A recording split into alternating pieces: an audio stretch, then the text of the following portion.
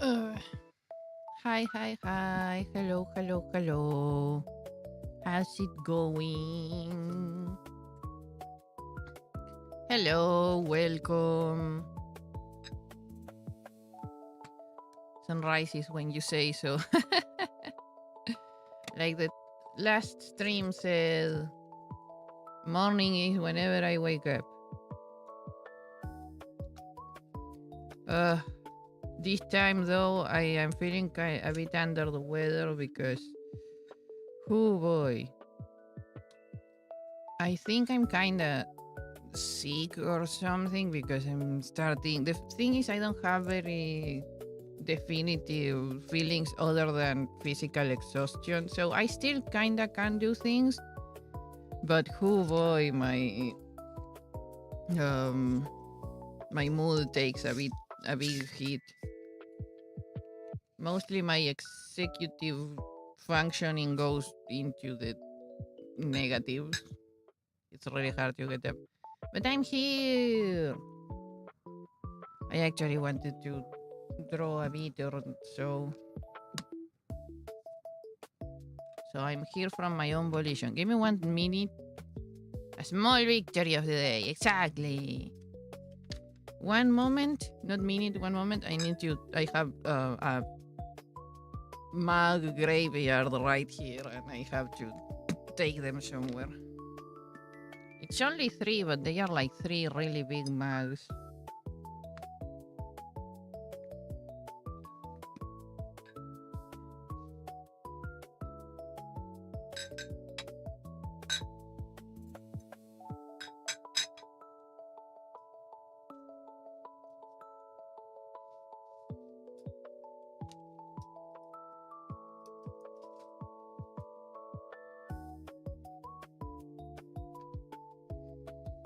Okay, I'm back. Ah. Ooh. Hmm. Hmm. Oh, that's probably because of the gimmick. Let's see, because whenever I see the eyes and it's like, something weird is going on. Maybe if I turn this off. Ah, yes. That's exactly what's going on. I'm not gonna work on this one yet, though. Yay! Though I could. I could try cleaning the lines and see if it satisfies me as a render because it kind of does, but I can tell that uh it's missing something. I can't explain what is missing. I just can tell that it's something is missing. But actually, I wanted to work on here this other um I don't know page, this other project because I want to finish the rendering in this one, but I am stuck. I don't fully know what I want to do. Like, it's not that I don't know what I want to do. I know what I want to do. I don't know how to execute it, and it's stamping me. So I'm going to be practicing that. You will see me basically painting uh, locks of hair, random locks of hair. And I might even get distracted and do some other stuff. Okay. Random instant noodles, random instant noodles.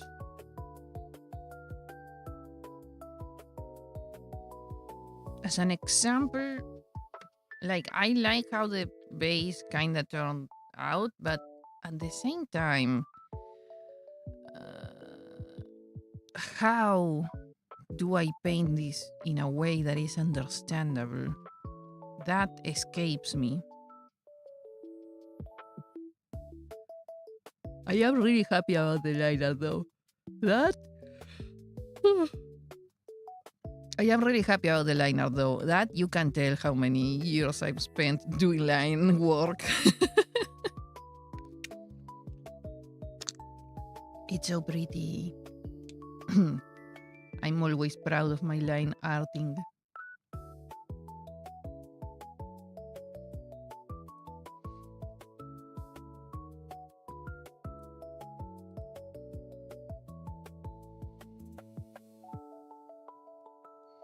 And you might get hungry. You might get hungry indeed. Okay. Let's see. That one goes over there. Hopefully I won't hit my face. I hit the wall, but wait. Is everything in its place? It should. So let's see.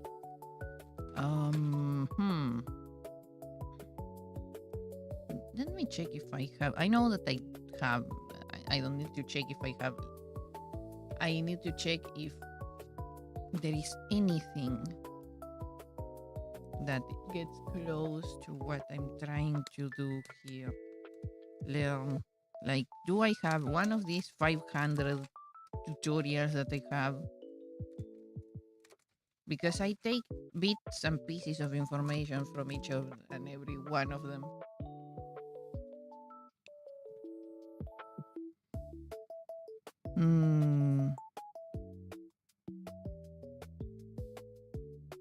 No. I had one that basically told me to paint it like a glass ball. Where was it? That one was interesting.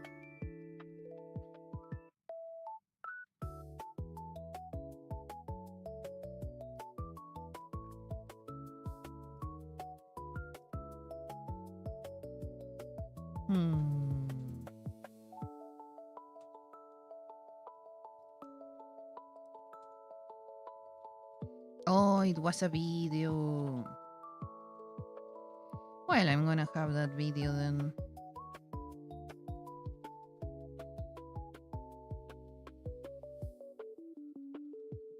Not on. Wait, what is it? Dang it. Might have been used. Yes, it was.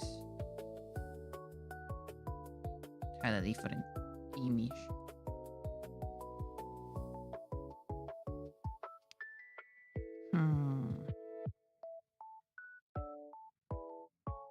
Okay, so trying to reproduce that effect would be the idea.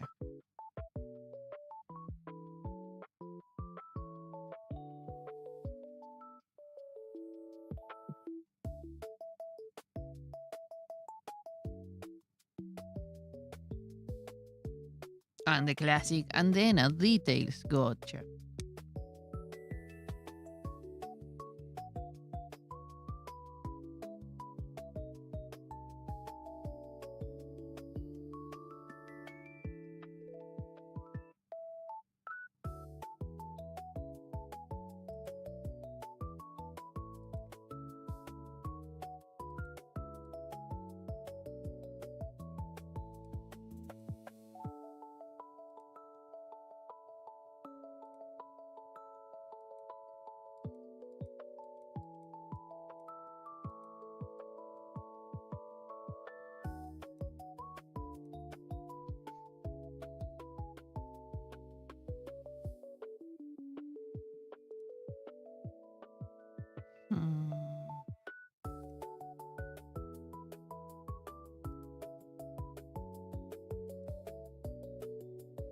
Let's see if I can cut this reference.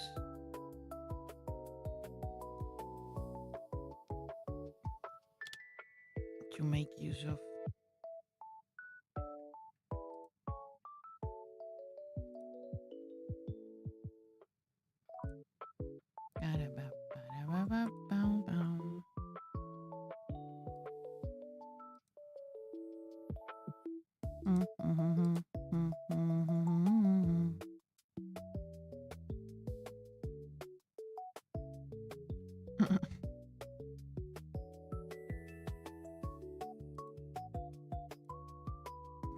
Roommate might also use that as a reference.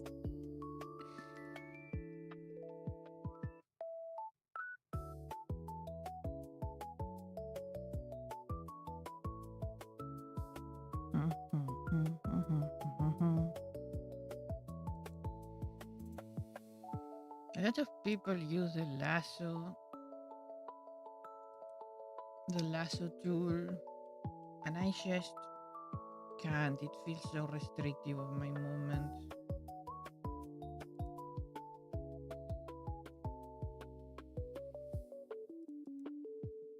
Okay, let's do what we always do. Whee.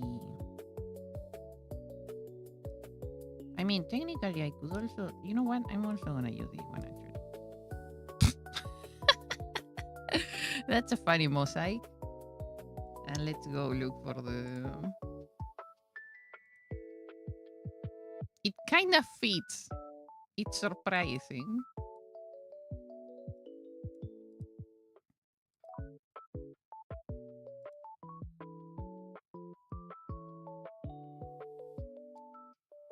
Okay, that's the reference that we're gonna be using. And the others are there mostly to help with the square shape because that's more agreeable with my head, brain.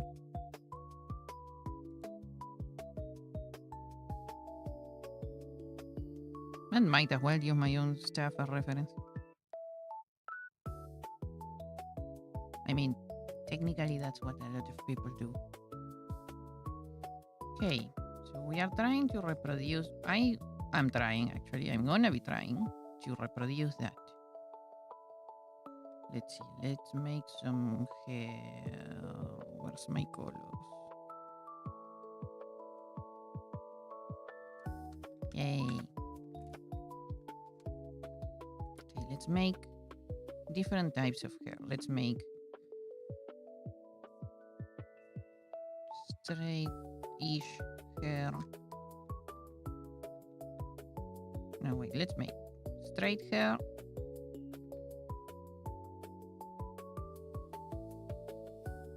There we go.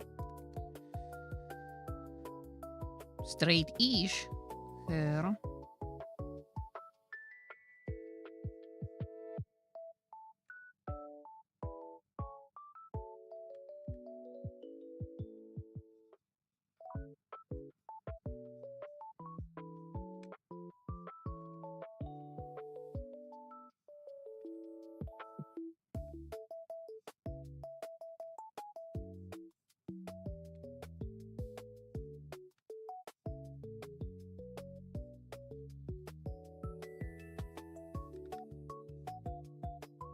There we go.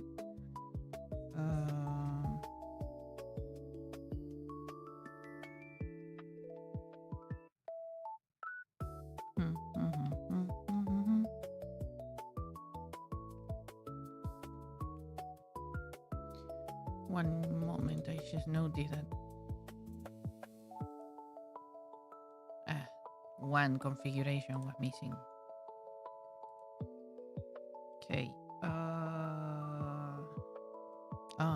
And yeah. I need to put this on shuffle. There you go.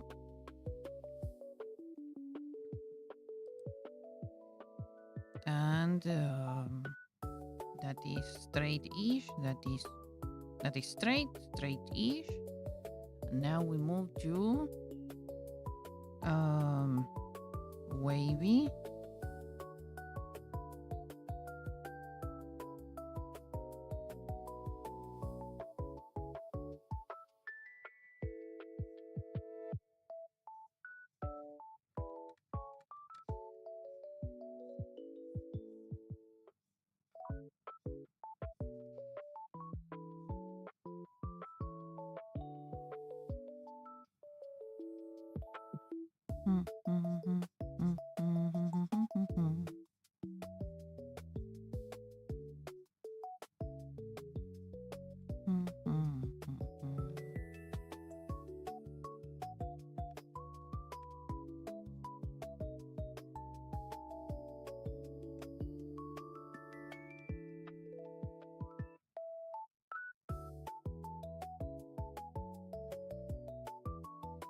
And then we get curly, which curly is a lot. It's gonna be a lot more. Ah, shucks, I'm doing this in the wrong layer.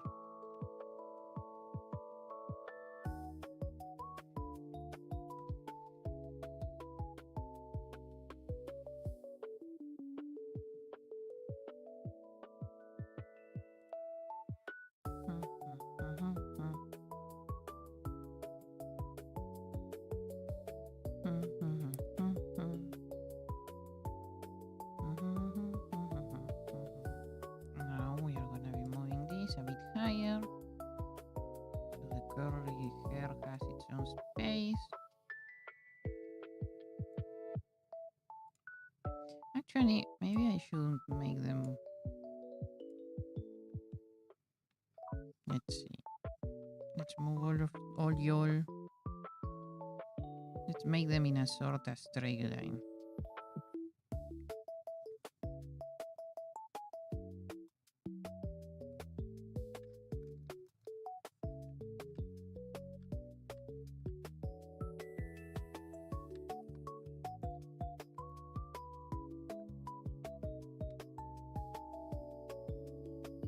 So curly hair.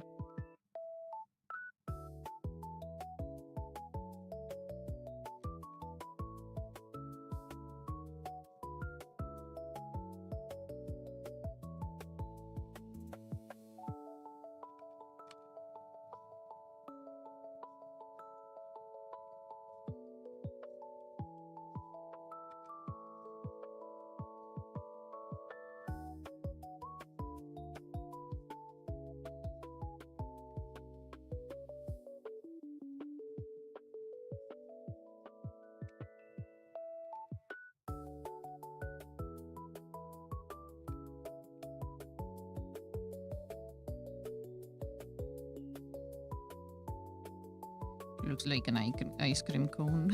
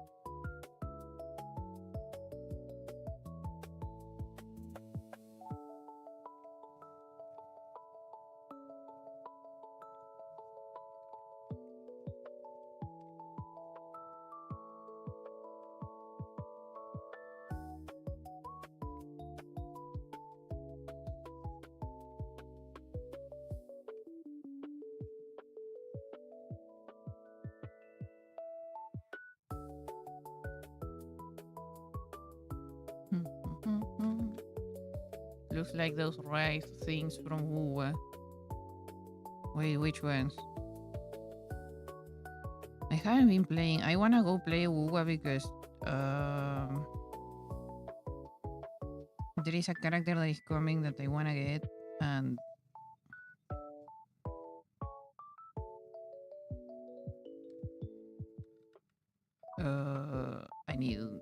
I need gacha.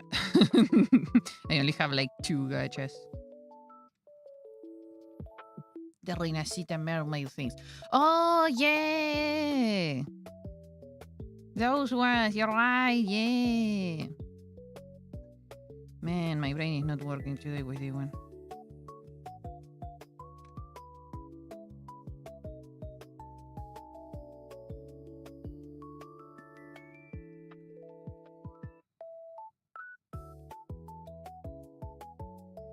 Okay, so you make a tube, and this one goes like that, and like that.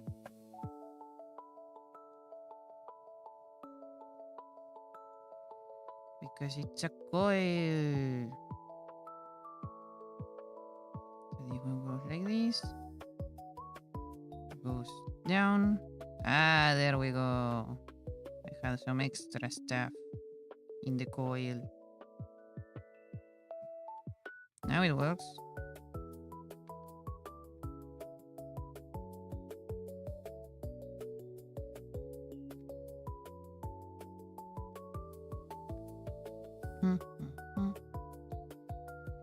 White body, blue hair. Yes, yes, I remember that they are super cute and they have like moods and stuff. They are so cute.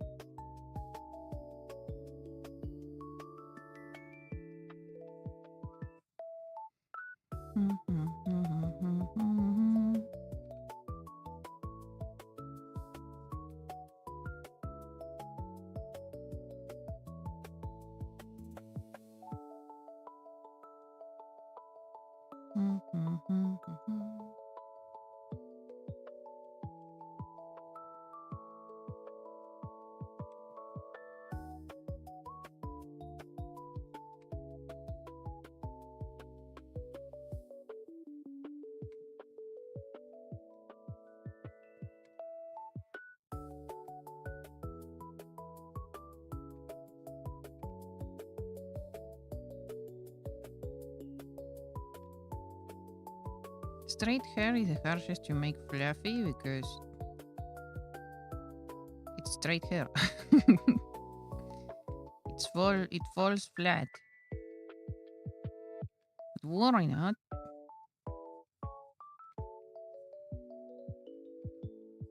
Where there's a will, there's a way.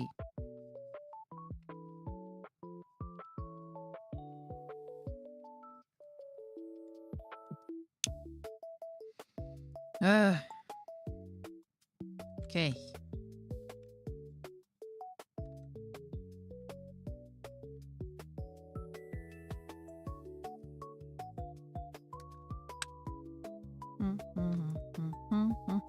I feel like I've been making them longer accidentally, so I'm gonna catch up the others.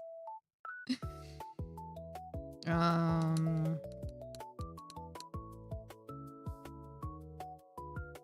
do I do this? I was gonna make them bigger, but I know what I'm gonna do.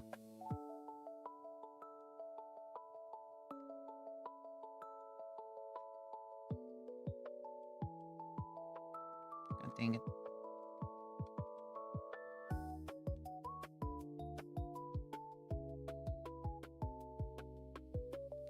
There we go.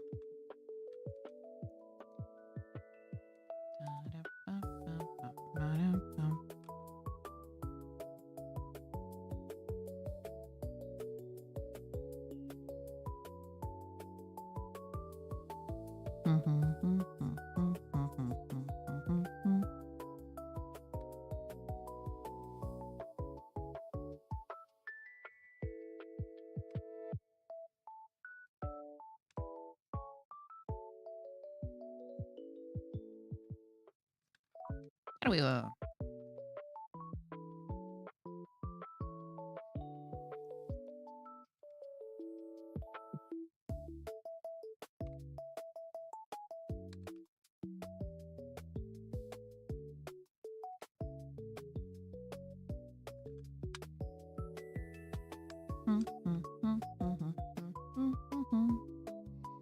Okay.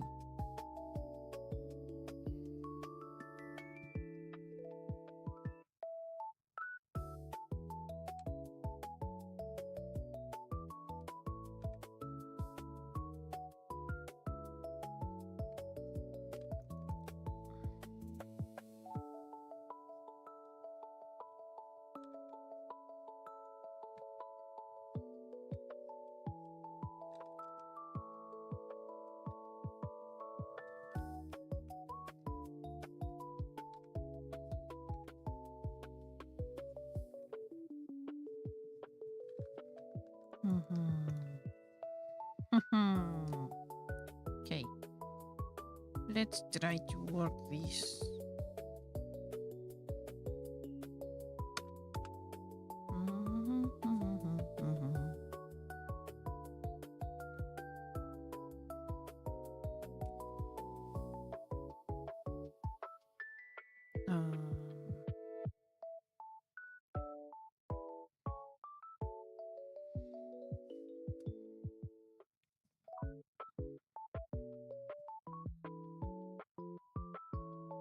I'm gonna and we'll paint one in blue to understand the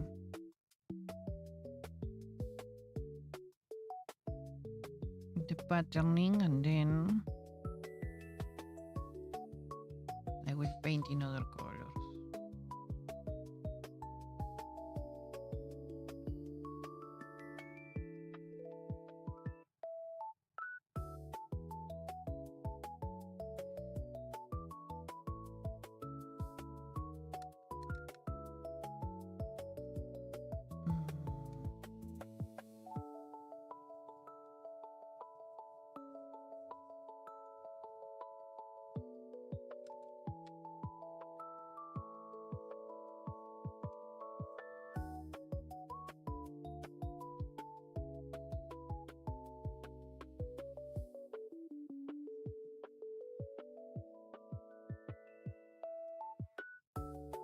One moment.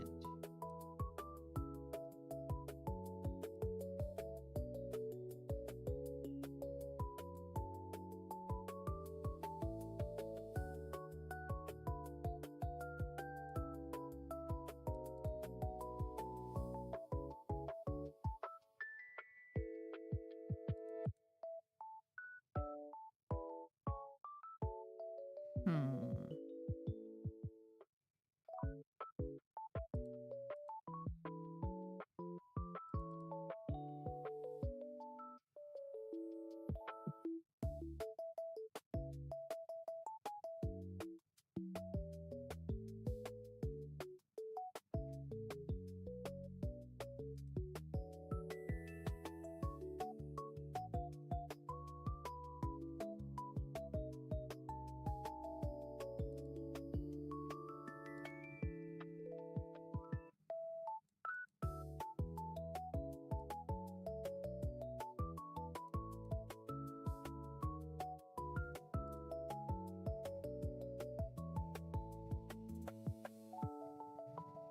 Hmm.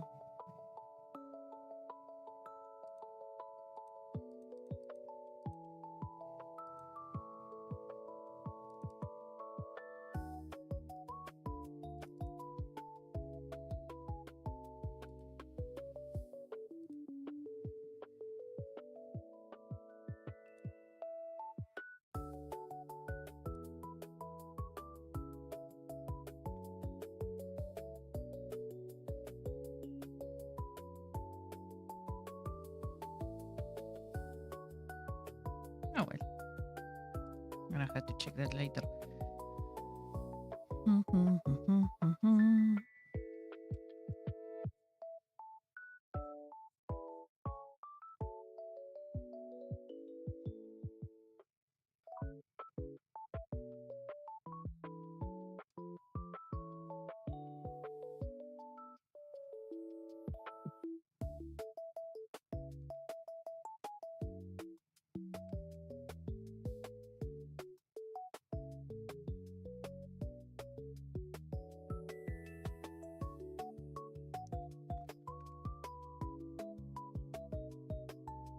Hmm.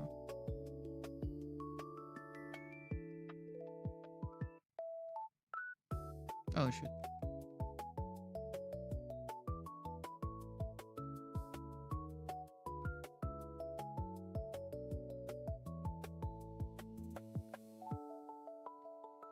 How do I? I'm gonna have to check how do I make the bucket stop making those awful lines.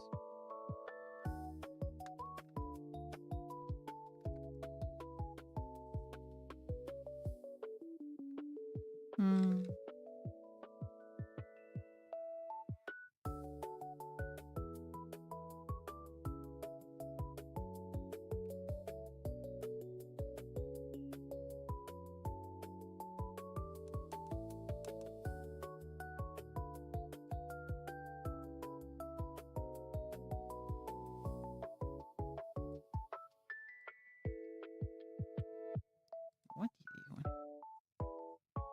Oh, that.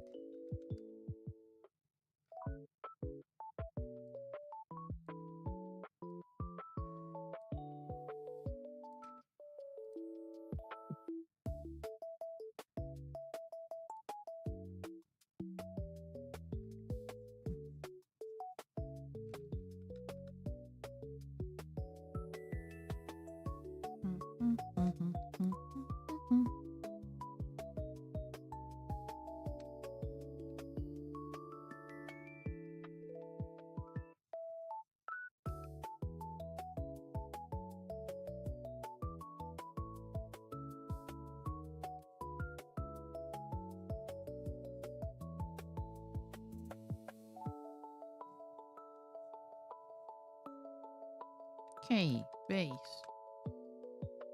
No.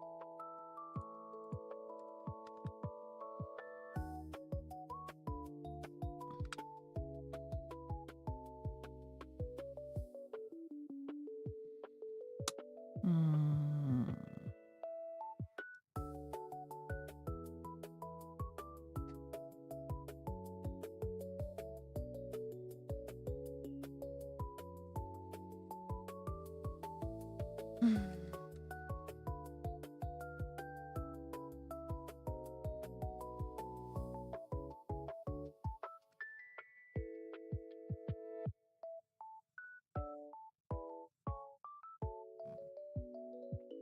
Maybe more saturated? Hmm.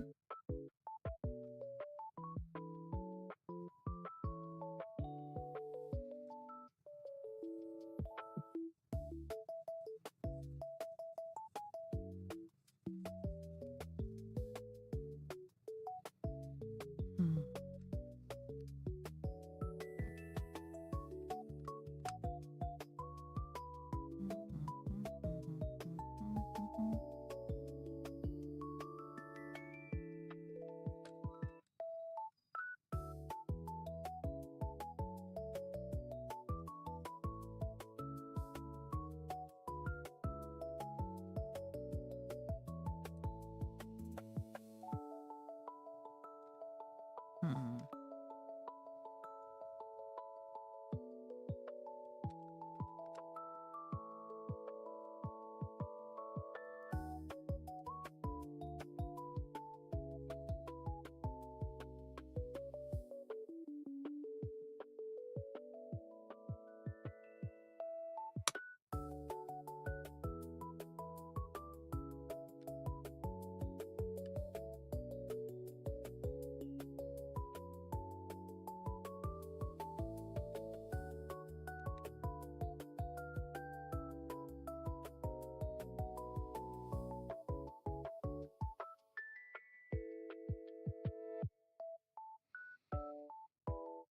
Hmm.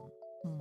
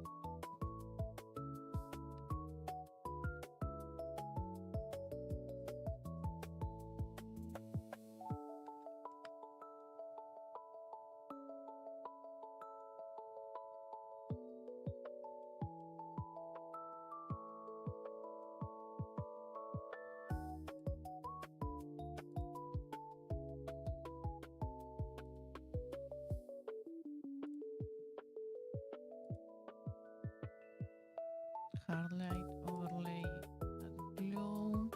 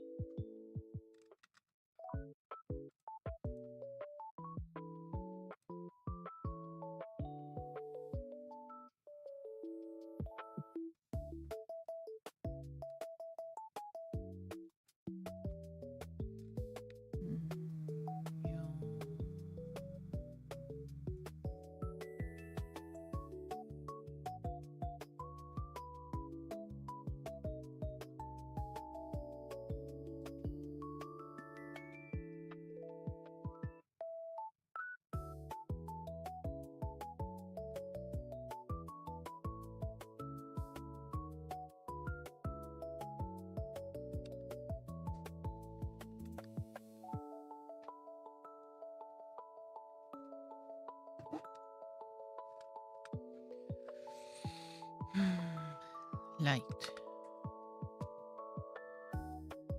Light.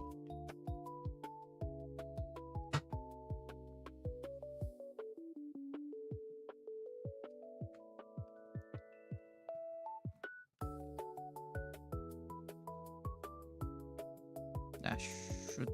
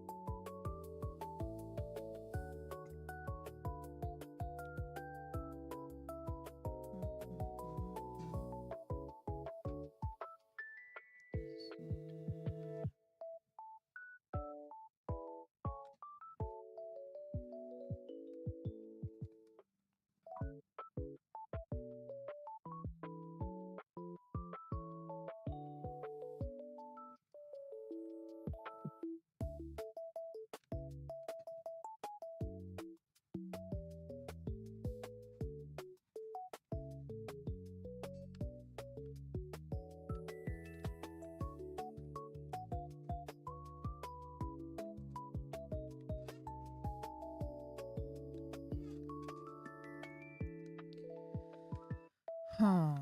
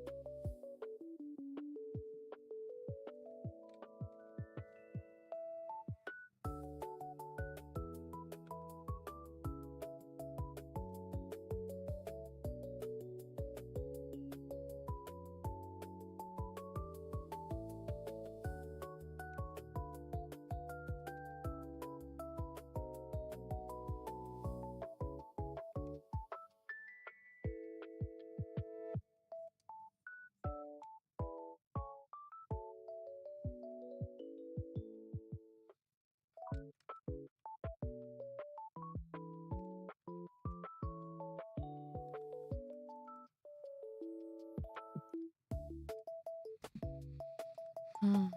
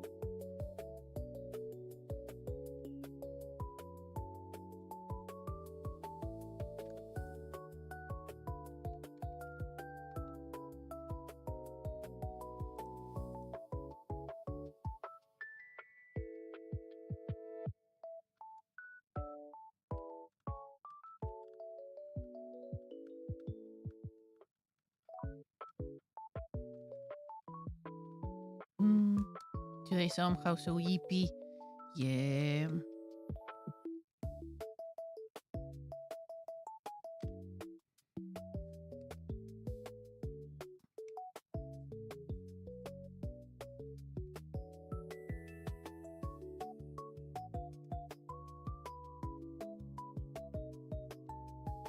Ah, of course. That's why it wasn't being perceived.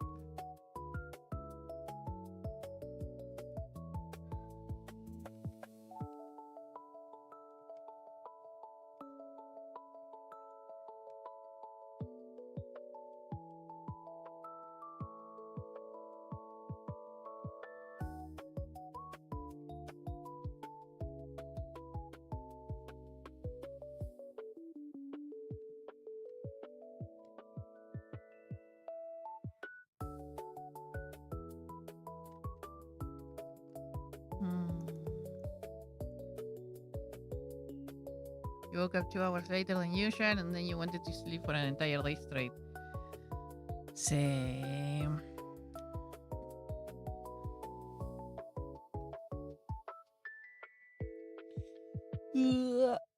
I'm just really exhausted, but I wanted to sit down and draw, and this stream was the best excuse for that.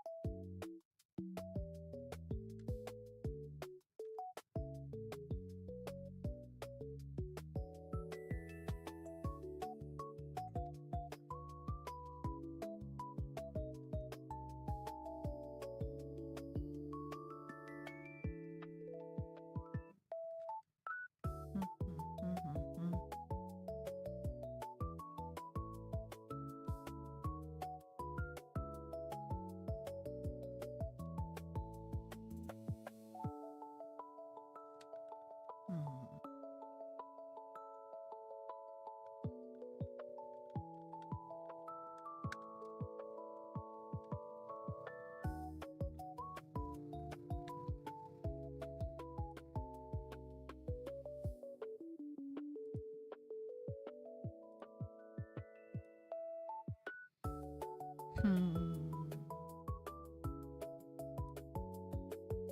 Mm.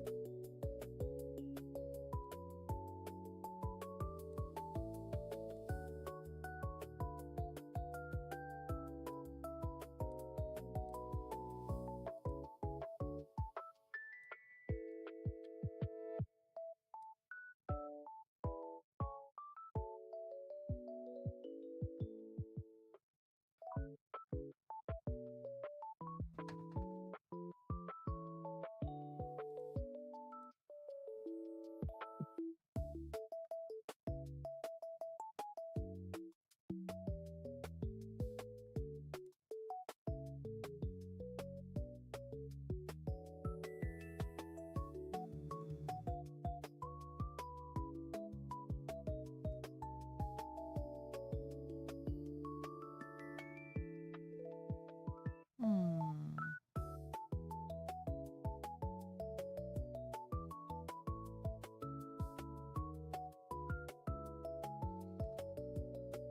Okay. One moment. Window. Canvas. Mm.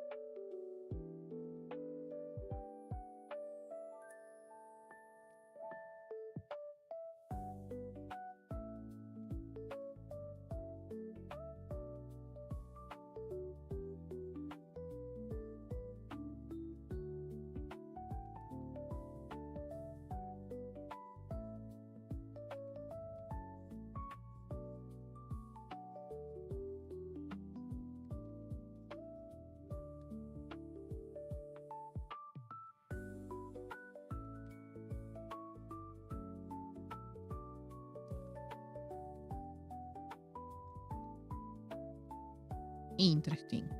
I got distracted and I don't know where I was going with it, but it's fun.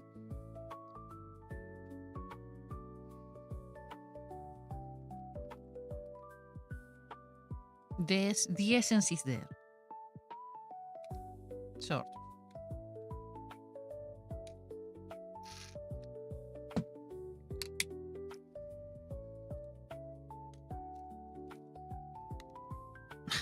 Happens. Yeah.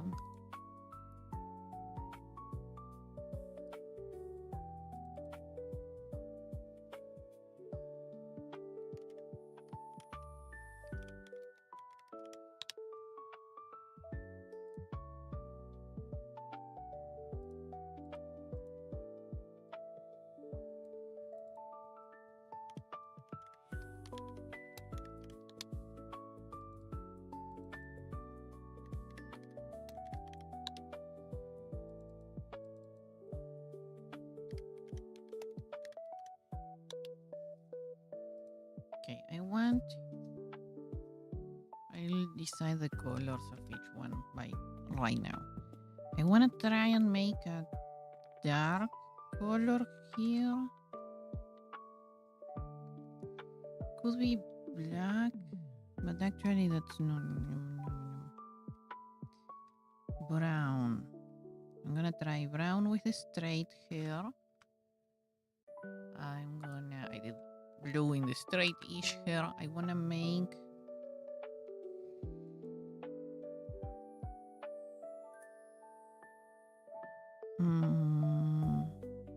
I'll make orange in this one. And I'll try green in the last one to kinda cover the bases.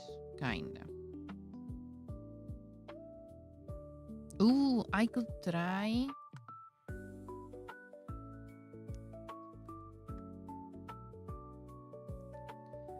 I'm gonna copy them. And I'm gonna try more colors actually.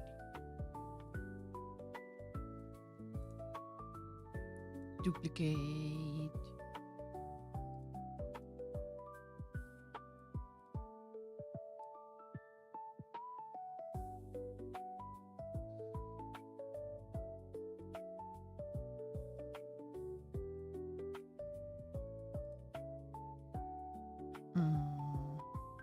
Let's grab all of these and let's move it a little bit to the side. Because I also want to try pink, purple maybe.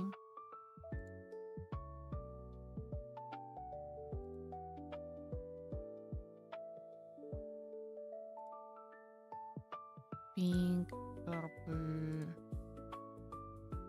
I want to try white and silver.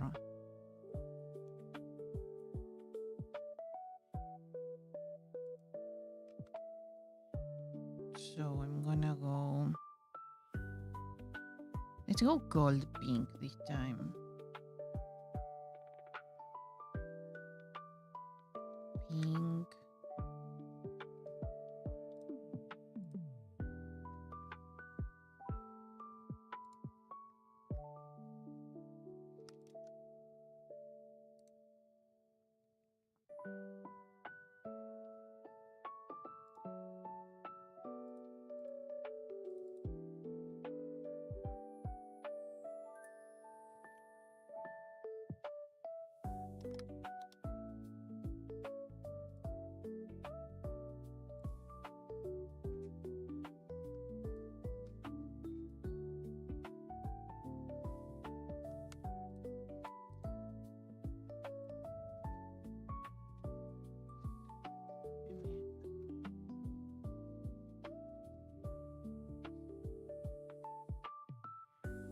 One moment.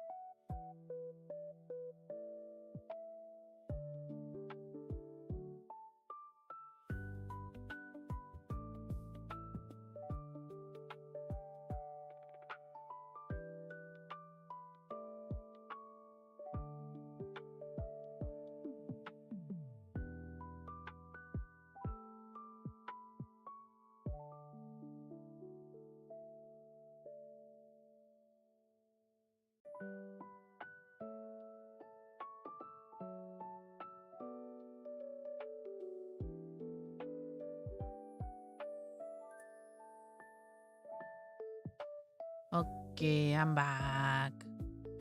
Roommate hurt herself and in a place where she couldn't. Was that my phone? Yeah. Roommate cut herself and she couldn't see where to put the band-aid. The how is it that those are called?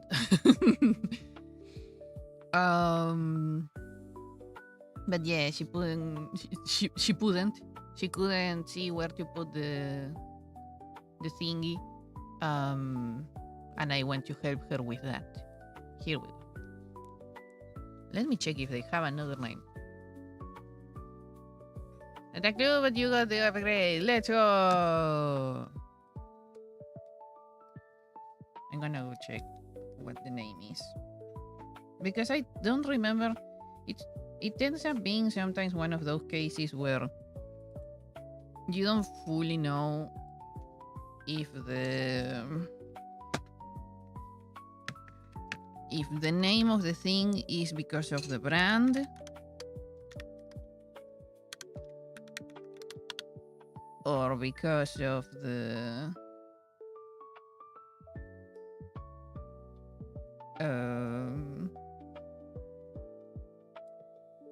or because it was like originally the name of the thing Bandish. Oh, Band-Aid is a brand. Okay, gotcha.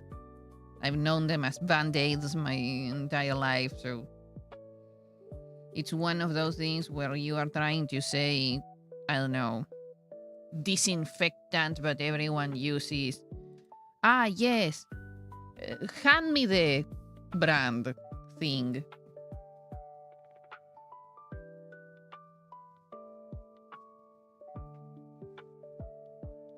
Adhesive bandage. Band-Aid.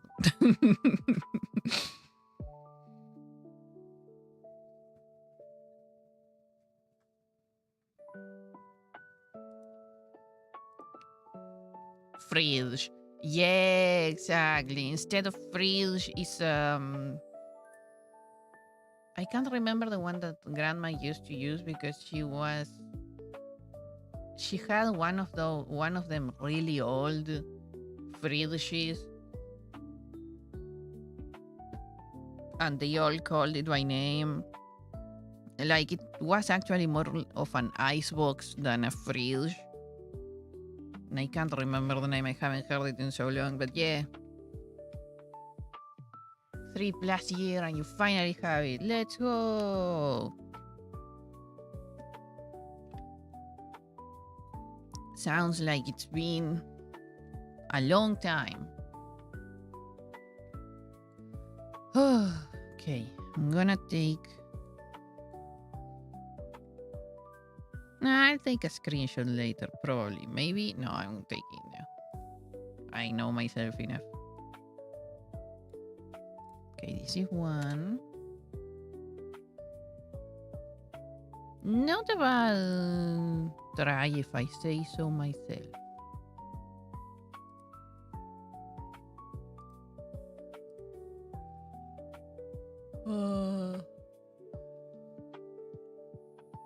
It's sure been a long time since you told me about boiled fruit. Ah, yes, it was. Any fruits of your labor on that front? No, we haven't had a lot of time or fruit, to be honest, for that. I haven't gone to get fruit in to the farmer's market. I haven't gone to the farmer's market now that I think about it. Well, luckily, roommate did go a couple days ago, I think, and she got like 60 eggs or something.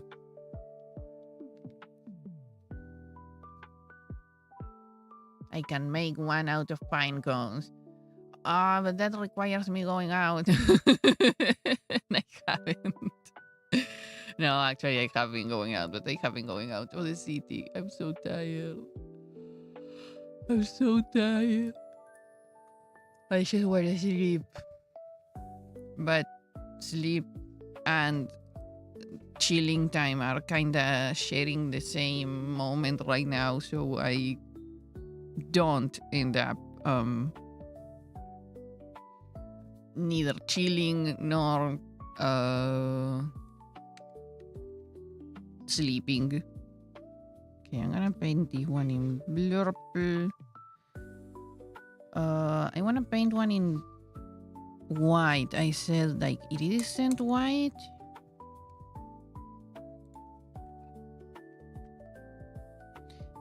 Is that one gonna be? I also want to do a red.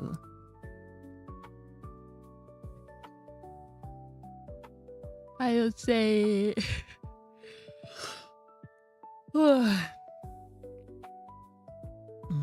Yeah, yesterday I stayed, I think, up until. Well, the sun was out, so that was a problem. I stayed up so late. So late. And the more I thought, oh man, I should go I should go to sleep because tomorrow I have to stream. And the more I didn't, basically. Because my brain felt bad and it wanted me to...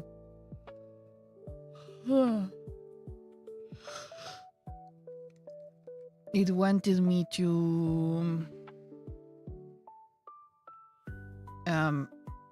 I don't know how to explain it, but it's kind of like that it wants to get a certain amount of fulfillment of entertainment, and it wasn't fulfilled yet, and and because I felt bad, I was like, you know what, yeah, I feel bad, I want to feel a little bit better before going to sleep, and it ended up with me going to sleep when the sun was coming out, and I think I slept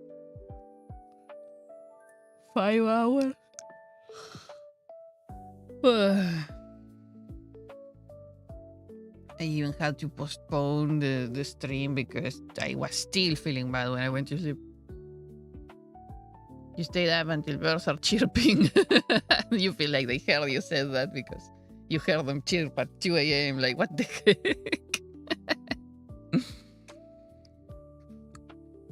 Oh, roommate hates the chirping birds. She has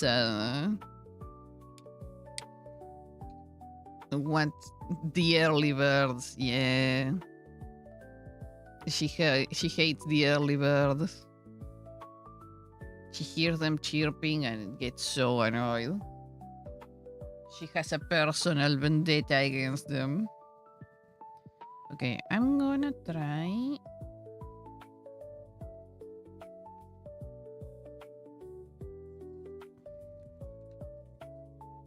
Let's say that's white. And I want to make iridescent white though. So let's try and leave it in case I don't get there today.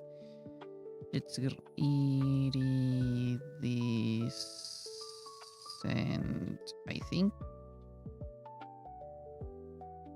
No, wait, wait, I'm gonna go, my brain is working at half speed. Let me go check the spelling for iridescent.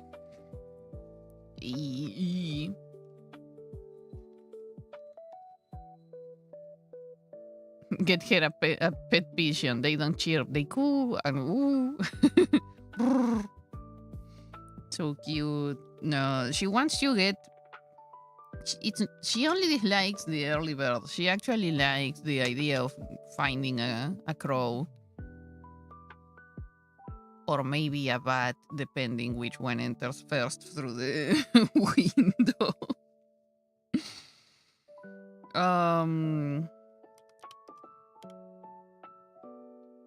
Oh, iridescent. I always read it as iridescent.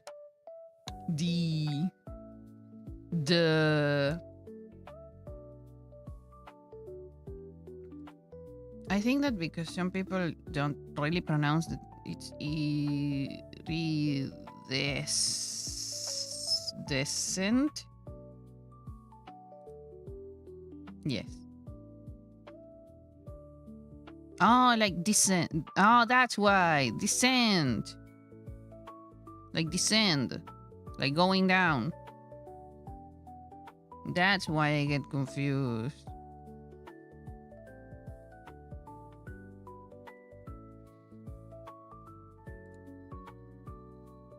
A crow and a bat. Very indecent. And which one?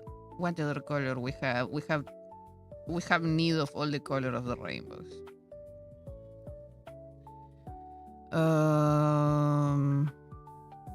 Of the rainbows, the multiple ones. Okay. I was thinking either gray. Gray is a hard color to paint. It's good practice.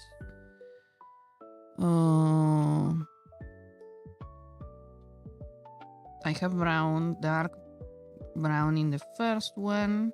That one is also gonna be a pain in the ass. Orange. I could go with yellow as well, but I was thinking red or gray. You know what? I'm gonna duplicate once again. I'm gonna make this one gray. And we will make an extra set. Let's go duplicate.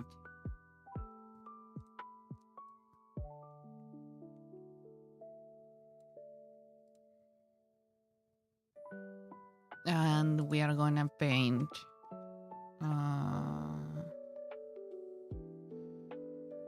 which colors am I interested in? Well, I wanna paint dark green as well. Like forest green. So let's do forest green. Which one? This one. Forest green. I wanna try red as well. Like deep red.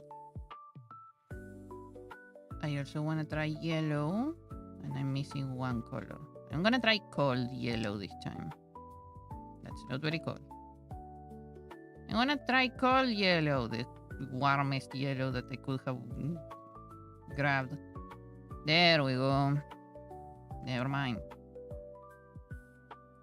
You are lying to me, you stupid program. You're saying, no, see, look, it's really cold. No, it's not. Liar, liar, pants of fire.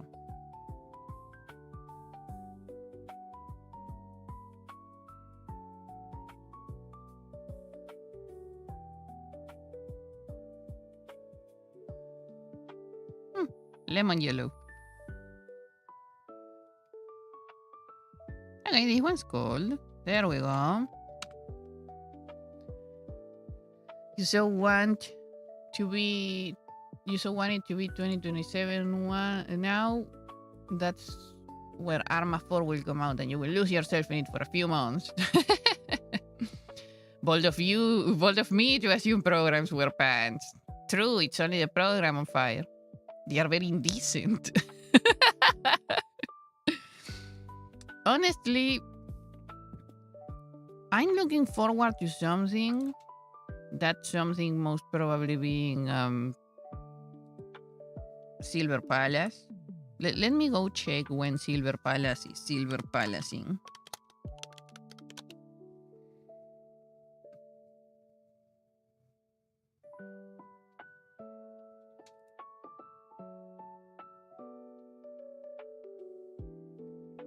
Well, it's still pre-resh. I love the artist of Silver Palace. It's Matcha Sensei.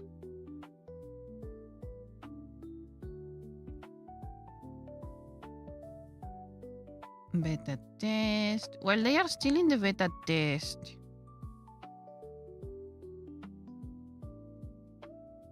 At least there is a beta test right now, but yeah. So interesting. I wanna know when it comes out. I don't know when. But at least it's beta testing. Silver Palace. How did you know that? What? Shame you typed it right after I said it. Oh, you want to view the story only? You don't want to bother playing it? You seen last beta story cutscenes and you like it enough. It seems really good. I am really interested in the playthrough, the detective-esque playthrough. Sounds fun. I need to make myself a schedule of games that I'm gonna just sit down and record the story and put them somewhere in my channel because, yeah.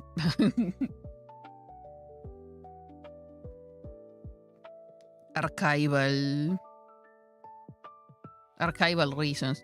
my channel is half a real, my real job, and also the other half is my archive.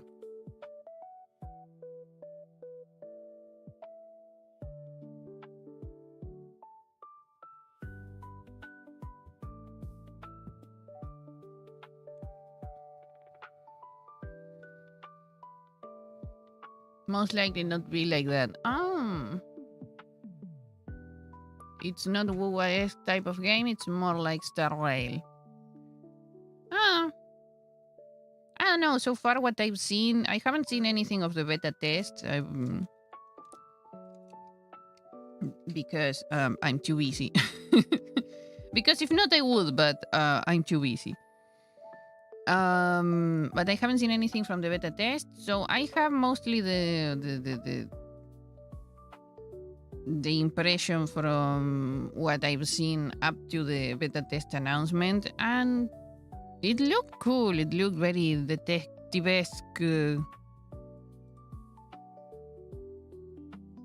Crimes of the Rue Morgue.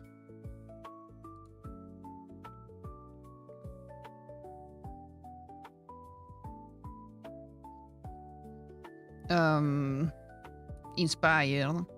My brain getting stuck.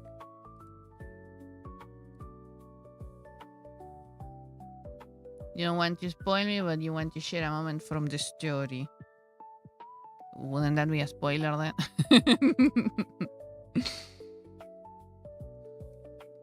Okay, which other color? Which is gonna be this last color? Oh, shoot.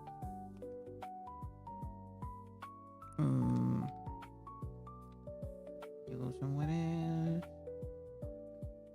You are straight-ish hair.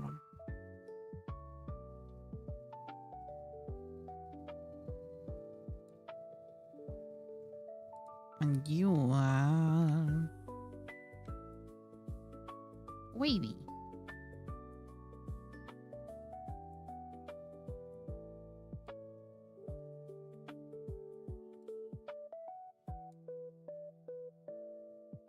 Wait. Oh, because they won't have blue. Okay.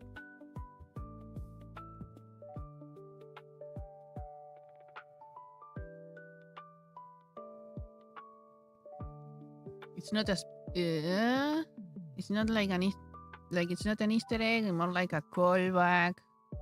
Anyway, you're gonna say the line. You know what? If it's line out of context, I don't think it works as spoiler. So sure, you're fine.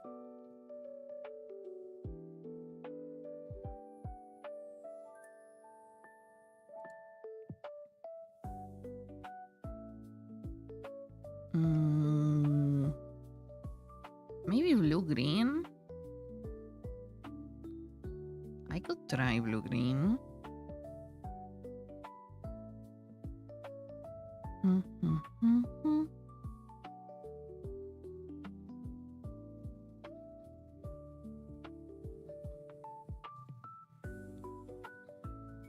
I'm torn between blue-green and maybe black, but you know what? Let's do blue-green. Mean green.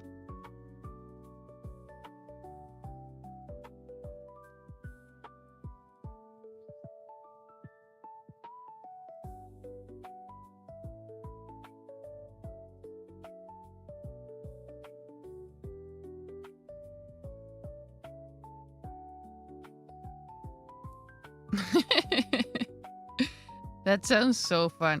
Yeah, and the fact it's detective-esque, which I am really interested in see how that game style plays out. But also the fact that they are using Mergen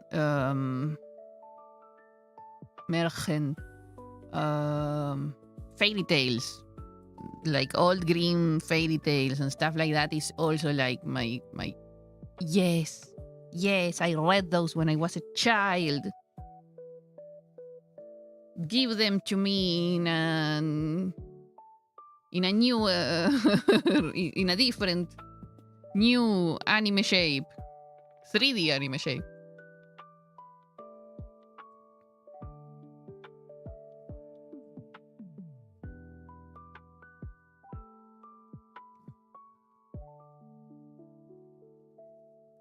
I can understand why you can decide between callback and Easter egg.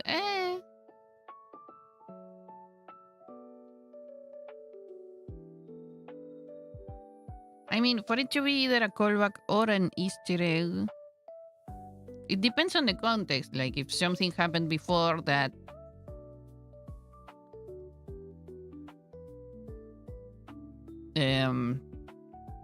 pointed towards it will make it, and then stuff happened, and then this happened, then it will make it a callback.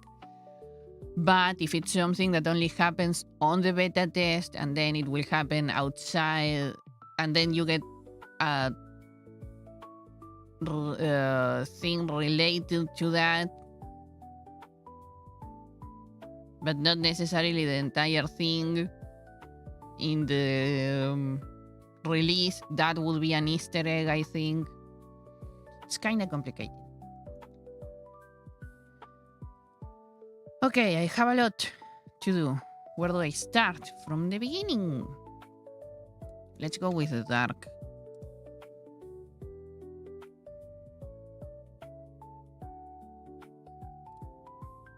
Brown.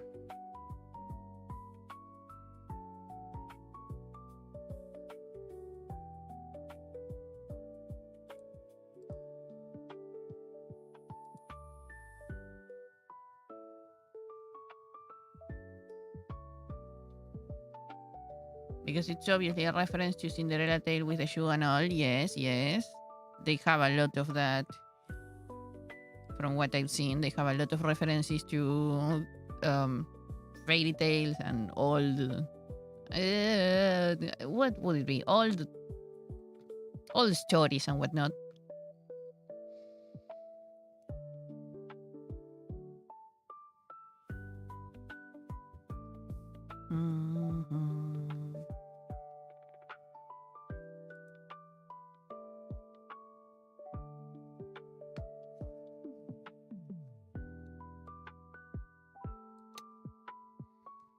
Okay.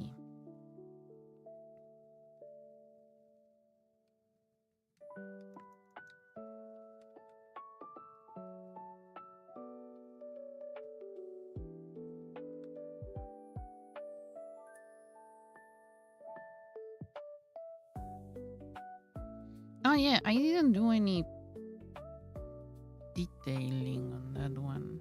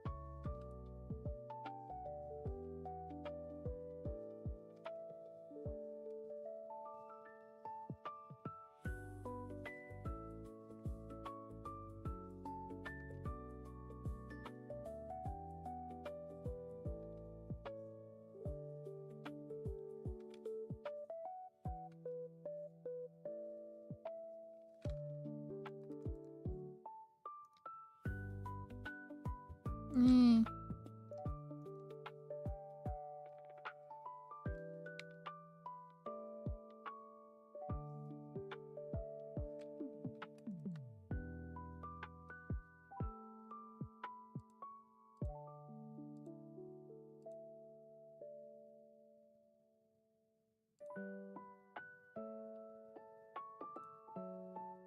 Mm.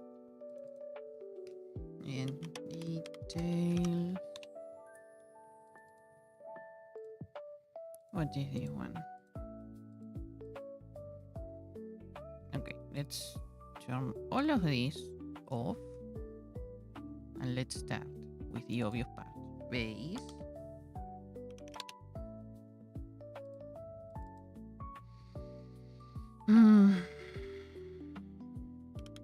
Shadow. Block.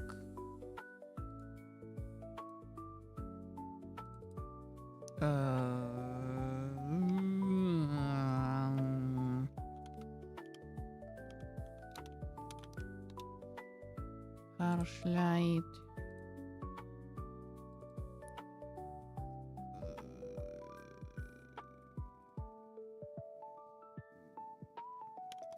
Diffuse light. You find it funny that we live in days where those old tales are being told time and time again, shown as references, and the world it happens in don't even have those things as fairy tales. Yeah. I mean,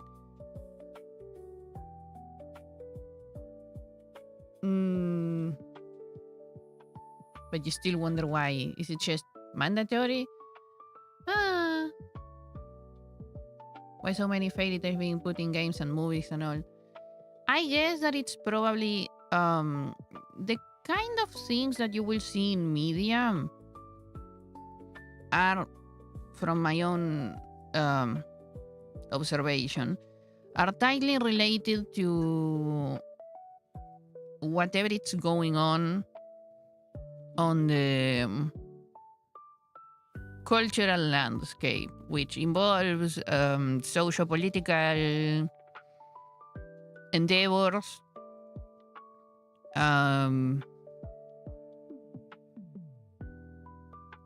sometimes intercultural shenanigans, let's say, and other stuff. And media is usually a realm for two things. One of them is as a mirror to kind of try to show what is going on right now in a different light. It's the same, but from a different angle. So some people kind of, because some brains benefit from seeing things in a different point of view, to kind of click on thinking about what's going on around them. And the other part is, let's call it emotional fulfillment, which is where usually the realm of fiction tends to go, but they are not really that separate. Many times you will have works that are both. Give me one. I just read. There you go. There was a speck of something on the other side. It's usually like a spectrum between those two things, between magical thinking and escaping somewhere, which would be the emotional fulfillment part, and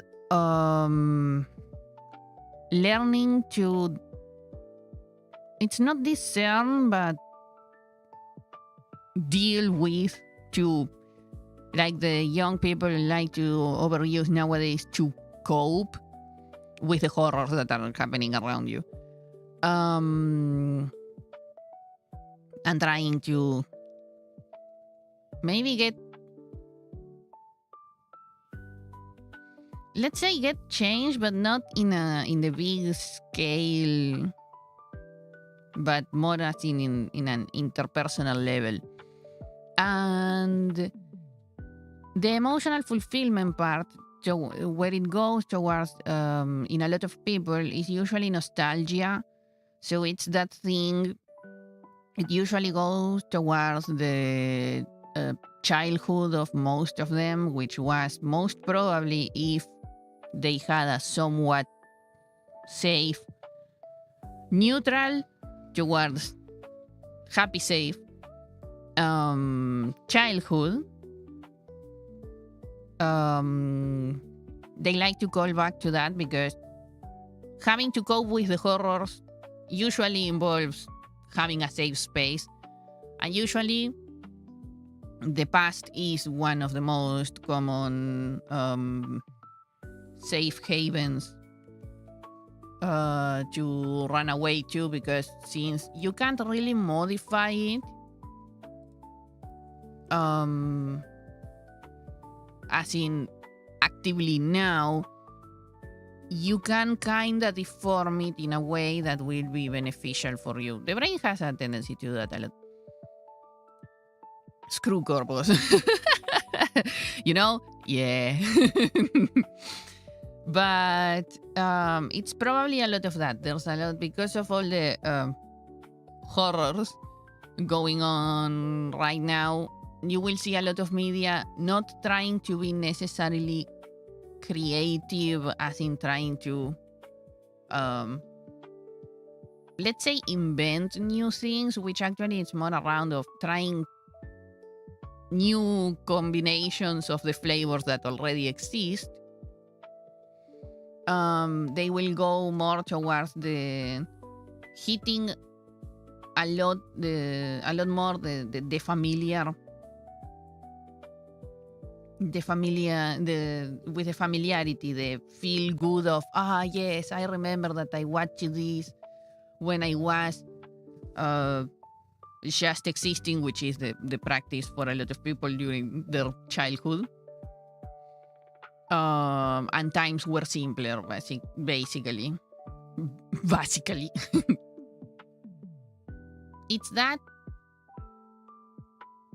It's that ideal, the whole thing of when they were younger, times were simpler and were better, which is a prevalent idea, especially when the horrors are horroring.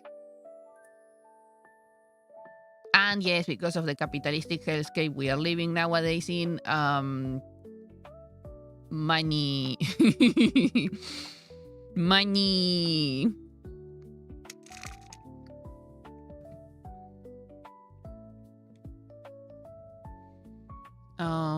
this one is specular light. Personally, I like the third part, that it's just very common in what would it be? Is it a thing? The other part that it's very common in creating endeavors is that you are always kind of, in a very simplistic way, reinventing the wheel, because human creativity and human understanding feeds a lot from that which you already know, that which you know and you understand, and how you understand it. My donut flew away. Okay, this is basting. Oh, whoops. So we are always kind of building on top of what others have been doing.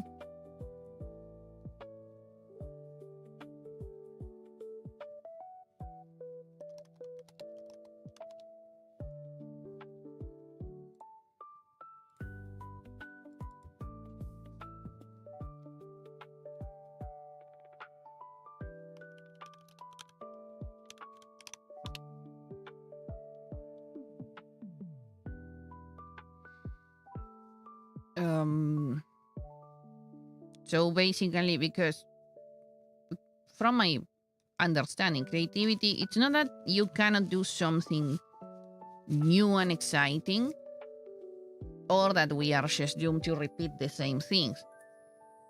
But it's that because of how our brain works, and because we have a limited amount of information, whether it is stored in the brain or around you, because that's also why it's important to learn in the creative spaces. It is important for one to learn about many things.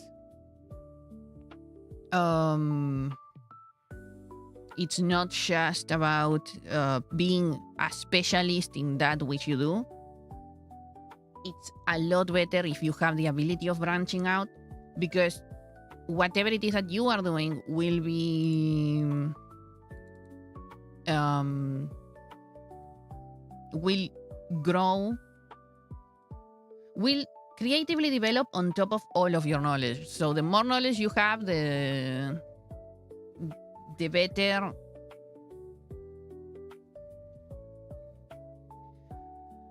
it is to connect with other people, and also the more opportunities you have to make a new spin on it, because the more information you add, the more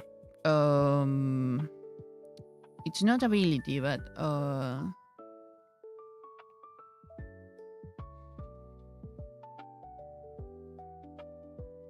it's like, I can't think today because of all of the pain and sickness kind of going around. I'm kind of cold also, so I should actually get put on a jacket, well, a sweater actually. But it's that thing where the more ingredients you have, the better the soup, let's say. And sometimes a lot of people end up doing the same thing because, well, we are humans, we have brains that basically run with the same software, and our experiences kind of mold our cultural environment and experiences, plus the information we absorb from the things that we put ourselves, that we let ourselves learn, will be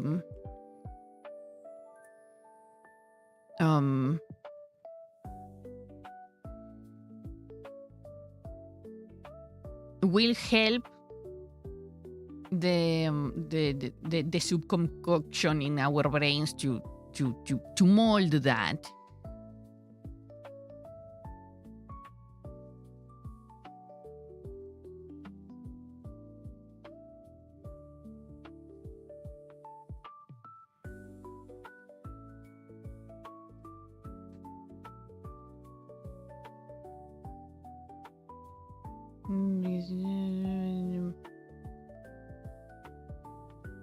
I mean, probably that is a way of calling to attention. Yes.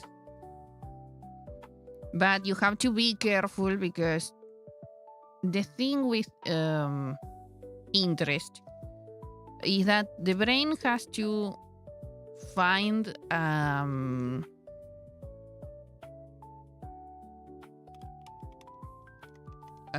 a balance between that which is new and that which is known. And familiarity can be both super interesting as it can be alienating. So if that which you add is too niche and too non-understandable, it will probably have more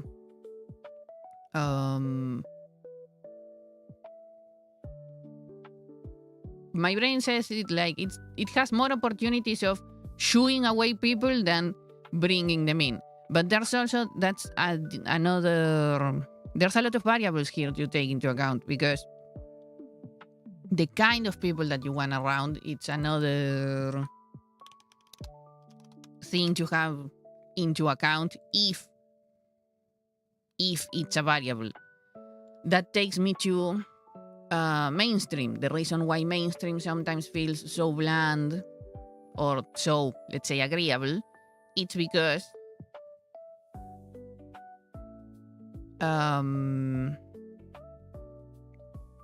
they try to cater and make it palatable to as many people as possible. Sometimes that ends up with a lot of misinformation out. But well, because going too deep into it is not for everyone. Some people get bored and blah, blah. Humans being humans. Well, if you're... what's the point? Not the point, sorry. What's the word I'm looking for? If your objective is just getting the idea out, then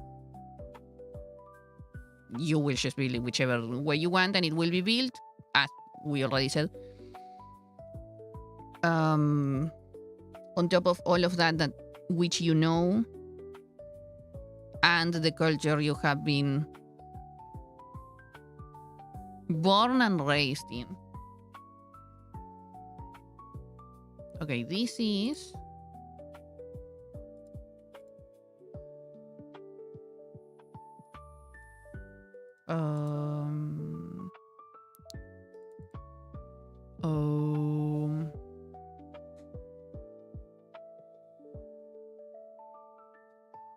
how do I describe you? Yes, Val.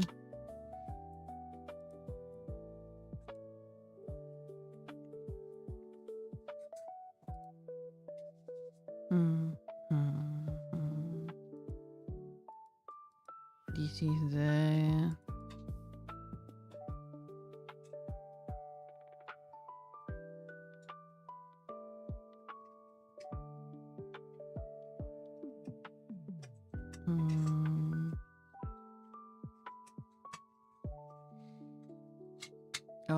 what is like inner... Apologies.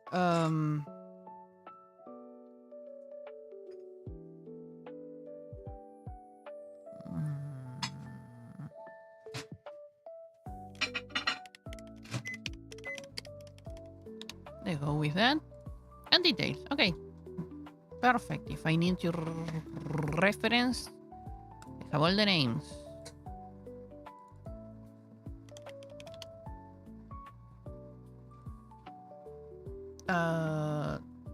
Do you feel like drinking it? Then yeah. Bless, thank you.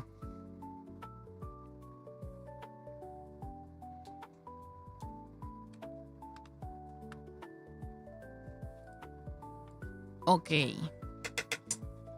This is, I'm gonna name it Blue. You are gonna be called Dark. Because technically it's dark brown, but okay, I'm writing dark brown. I feel bad if I just leave it as dark. Generic. Okay, let's try this one. Where was I? Here. Doing the base. I am... I'm gonna take this away, actually. Be gone. No. Okay. Palette. Oh, now that I hear the word palette, I want to go paint something on watercolors or whatnot.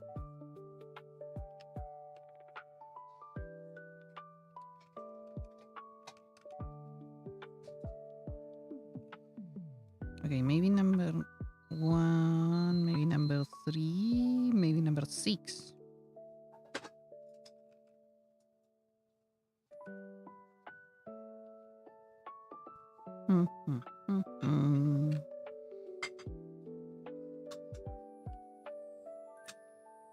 Okay.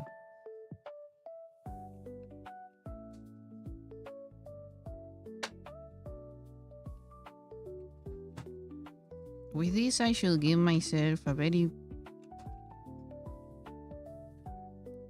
much practice.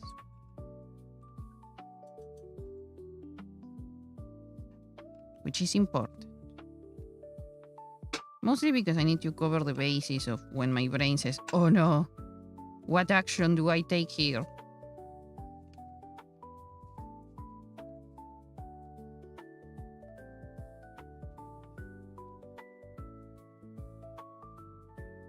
And the answer is just paint, boss. But apart from that,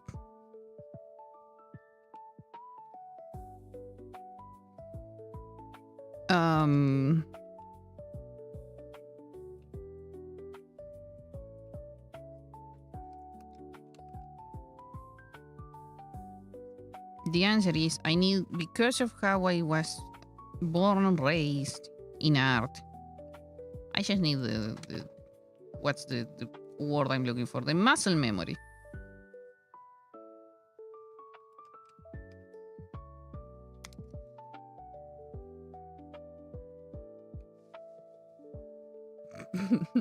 I don't feel like paint.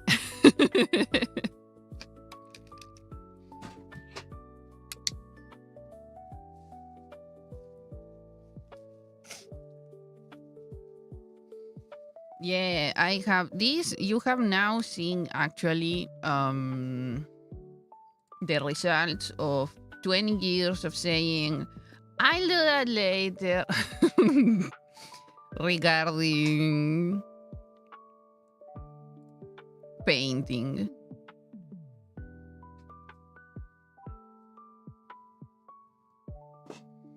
Because my brain was like, okay, I did the line art. Now I should paint this drawing. And my brain will be like, nah. Nah. Nah, I don't think we want to do that. And then I will be like, okay.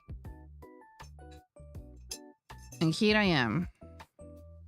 I do have to say that I have a bigger advantage towards my younger self, as in, I now have the internet and I have so much more information that I didn't have before.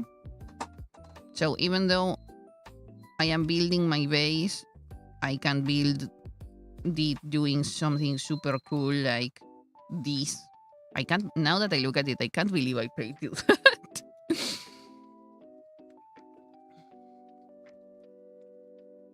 But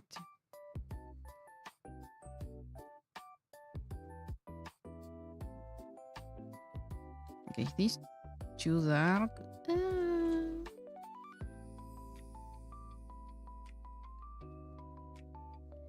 The right one looks like a mana shot. Rotated 90 degrees. It does look like it's being shot. Pichu! It also, if you think about the glow as a face, it kind of looks like a like a ghosty. Really cute. But yeah.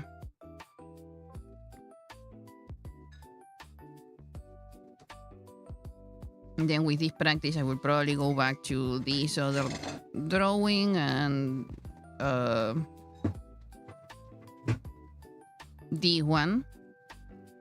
And honestly, this one, I will go back to this one definitely. Because it's so, I sit there, I have the entire idea fleshed out and not being able to render it is driving me nuts.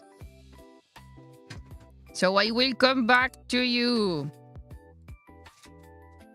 She has a name. Let me see. Let me find her.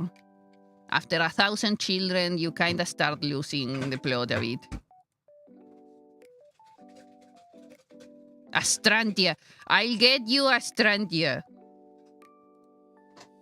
I will finish your drawing.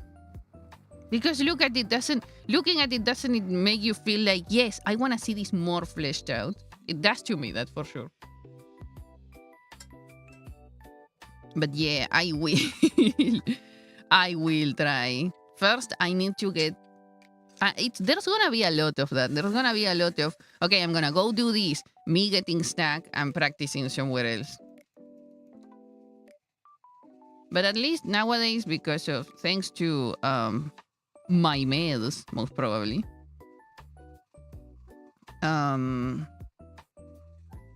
am getting a lot better and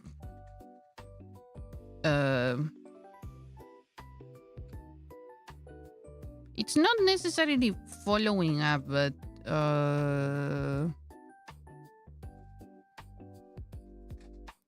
to stay engaged.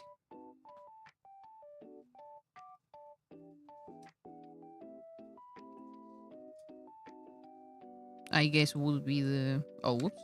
No! No, I'm doing it on the same layer now!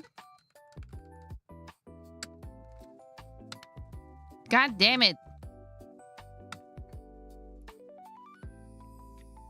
Here I was saying, oh, I'm getting a lot better. Well, no, I didn't say that I got a lot better at concentrating, because that, heck no. But I am getting a lot better at... Oh, thank you. I'm getting food. That's so cool. Thank you, roommate. I'm getting a lot better at just being able to take a pause and come back to things when I feel better equipped to deal with them. Because I have had an awful time with people who basically constantly pressured me on, oh no, you are leaving that behind. And in creative spaces too, it's sad. There was this idea of, oh, you are not engaging with that anymore. Oh, you're not finishing it. That's it. And you know, I understand if that happens to someone. It's fine. Also, it's fine not finishing something, you elitist assholes. I'm speaking to the voices in my head, born from the experiences of my past. Worry not.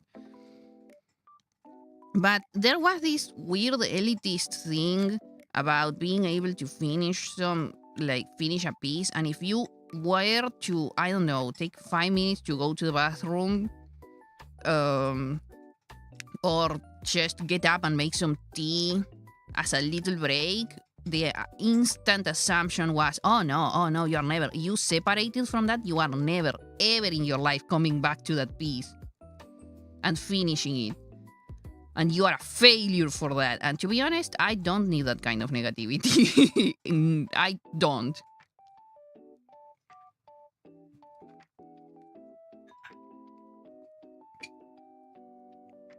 That's completely normal thing. You talk to yourself too. Sometimes you even answer back. Oh, I have entirely full-fledged conversations with myself. Sometimes I even have entire dialogues in front of roommate, and sometimes we all three agree. Sometimes only 2 of them agree. Like one of me agrees with roommate and the other, and then I am left alone. But sometimes the 3 of us agree.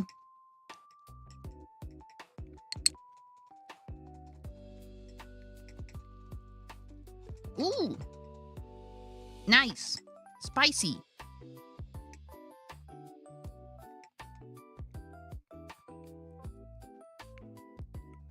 So spicy.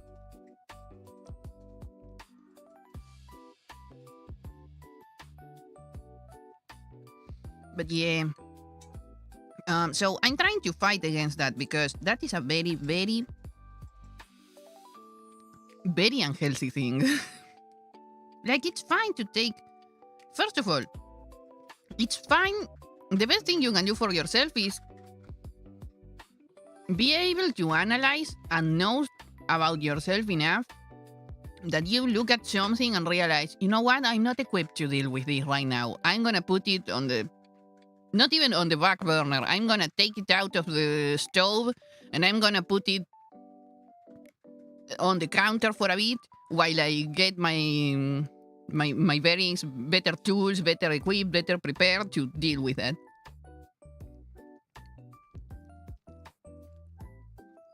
If I learned anything from all these years in therapy, is that, you know what, that's actually the right way of doing things. And the people who have insulted me for doing that, they were wrong. and they can go kick rocks or something.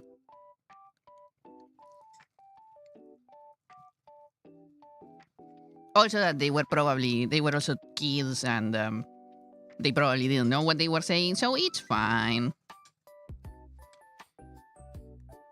We were all kids back then and stupid, which is fine because when you're a child and you're still absorbing information about the world, it's your natural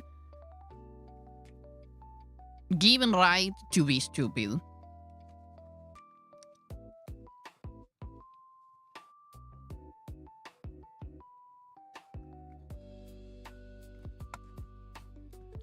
Food, I feel a lot better.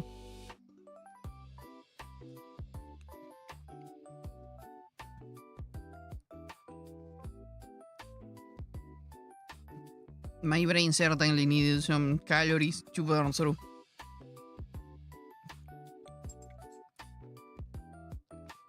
Oh, it's only been 2 hours and a half? I thought that I had already hit like the mark. Like I was thinking, oh, it's probably been 4 hours, but it doesn't matter. I'm having fun. I'm gonna keep on doing this. Oh no, the microwave.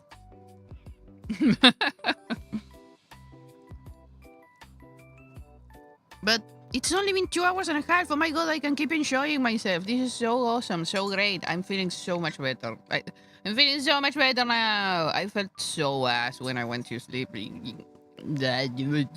yesterday. I feel so much better now. I feel a lot better. You can tell that the meds are starting to kick in. I don't know what I came down with. Probably some kind of cold or something. I don't know. Like a mild one, but I was so exhausted. The microwave.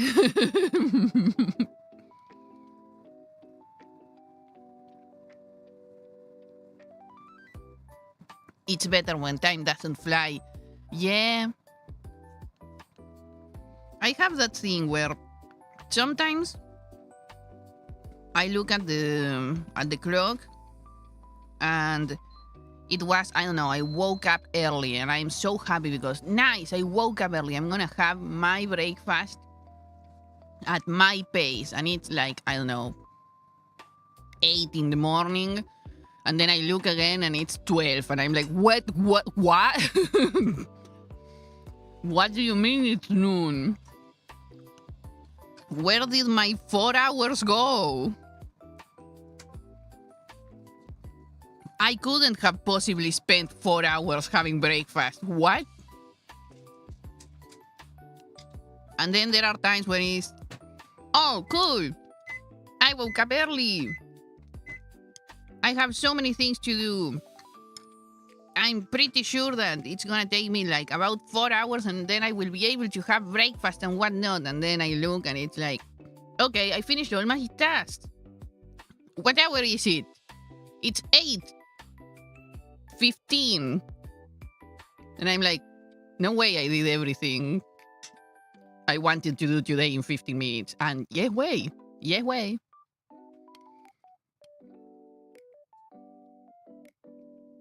My time measurement is completely skewed. Thank you. I think I left you half a can. I think it's pineapple or no, it's peach. It's peachy peach. But the spice kind of took away some of my senses. Okay, I feel a lot better now. And roommate just gave me caffeine, so this is gonna. If you start hearing me do, it's because not now, but later. If you start hearing me sniffle, it's probably because the caffeine is having its effects. Okay, what did I do here? Let's try to go through what I did and see if I can remember some of it. So far, we are here.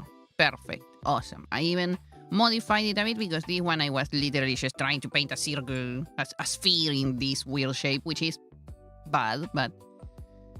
Okay, here we are here. Sniff.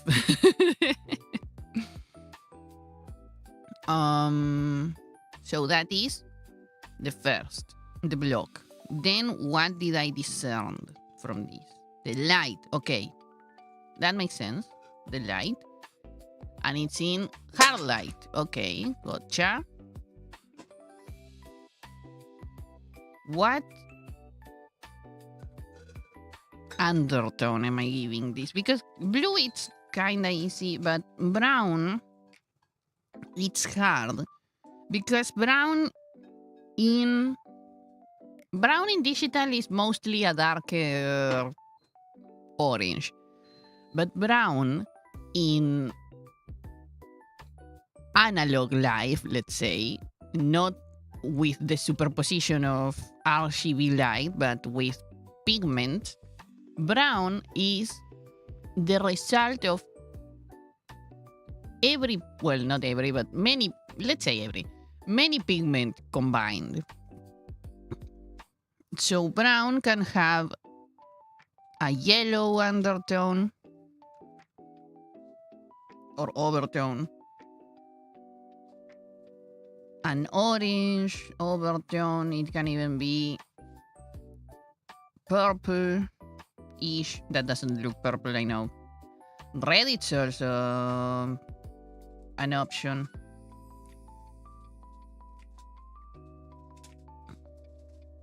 But it can also have purple. So it's complicated because then you have to think, what do you want out of the brown? Which type of brown is this?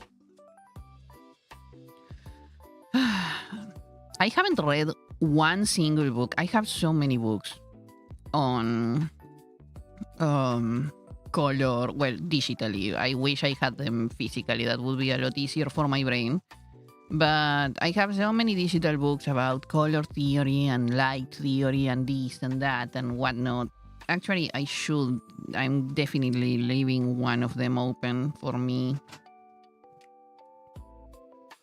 to look at later. Books.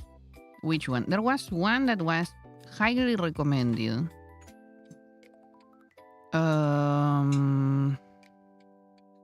What is this?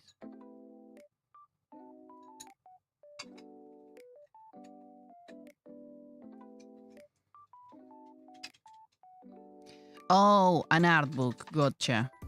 Why do I have an art book where my other things are? Where my learning books are? Come on.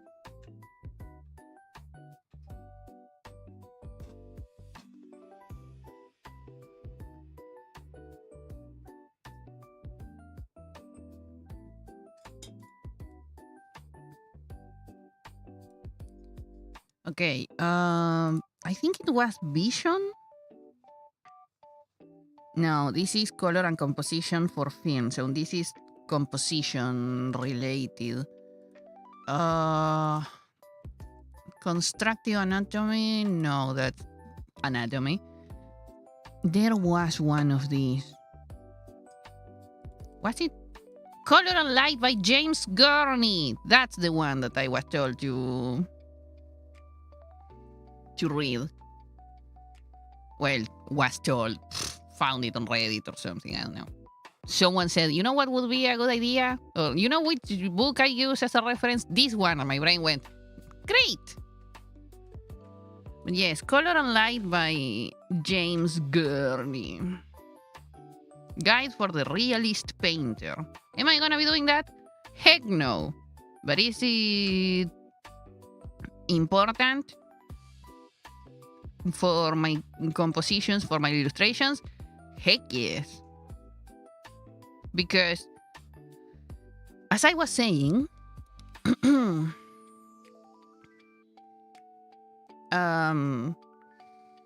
the brain builds upon the creative parts of the brain builds upon that which it basically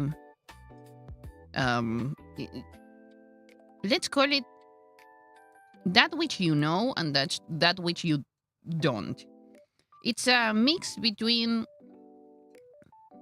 reality, between information you have from reality and the what nowadays it's called in mechanical brains generative AI, but we have had it all this time in our chunky mass of flesh and electricity, that it's imagination. The brain basically works with those two things. So the more you learn about something, specifically in a way that actually clicks with how your CPU processes information, the better you are at expressing it later with the added information of imagination.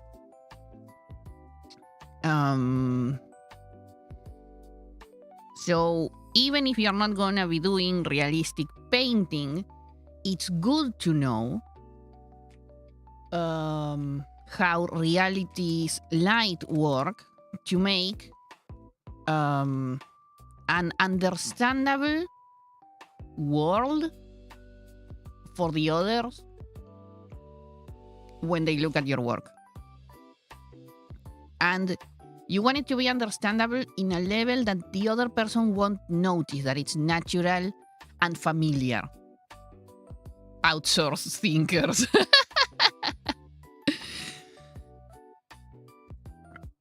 Because at least visual art, it's very big from, okay, I'm gonna make a huge disclaimer here. Visual arts from the line I come from the school of visual arts that I have grown in. I have been raised by, sort of, trained by. What matters in visual art is making the other person feel something, transmitting an emotion through your work. And for that, you have to have into account, of course, yes, everything that pertains to oneself, like what you like,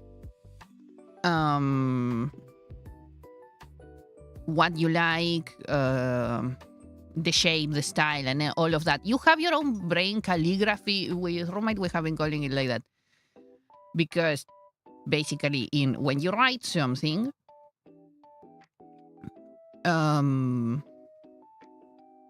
let's say, this is starting to deviate from from being a normal stream of drawing into me talking about stuff. Great. That's my life. What we call brain calligraphy with roommate, it has a very long explanation. Basically, is the specific way you express things through the conjunction of the information that you have, the personality that constitutes you, and the perception of the world in your brain or through your brain. There are many variables working here, and I can't recall them all on the spot. Life of a streamer, yes. But we call it brain calligraphy because remember how I always call humans mystery meatbags? That's because even though we are all built with the same materials and even the same software to a certain extent, the way our brains decide to start understanding the world and perceiving it, let's say, parsing the information and breaking it down and making it understandable for itself, it's very particular of all of us, of all us, of every human, of every individual. So let's say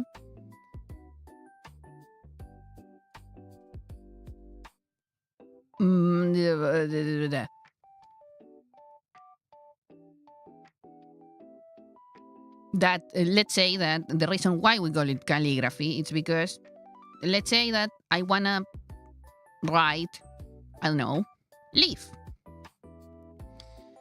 Depending if you will do it in, I think, what was it? How is it that they are cursive? First of all, your brain will choose automatically for you a lot of things, but also the way that you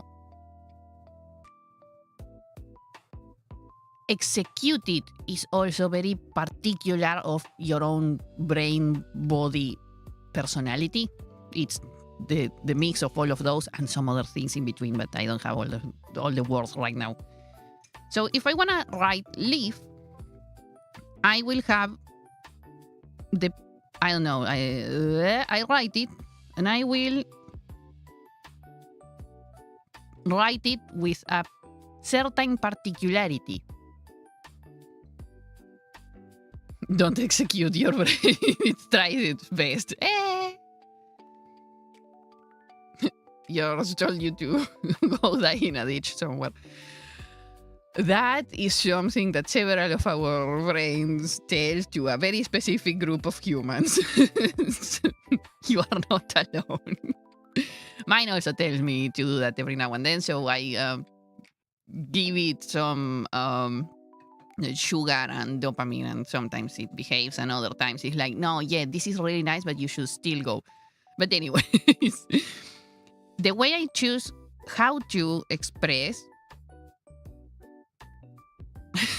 roommate says that she has a ditch prepared, so she has it ready from time to time. She goes and prepares it and, and leaves it there just in case. Maybe she will use it, maybe she won't. So far, she hasn't. That's why she's still around. But you never know.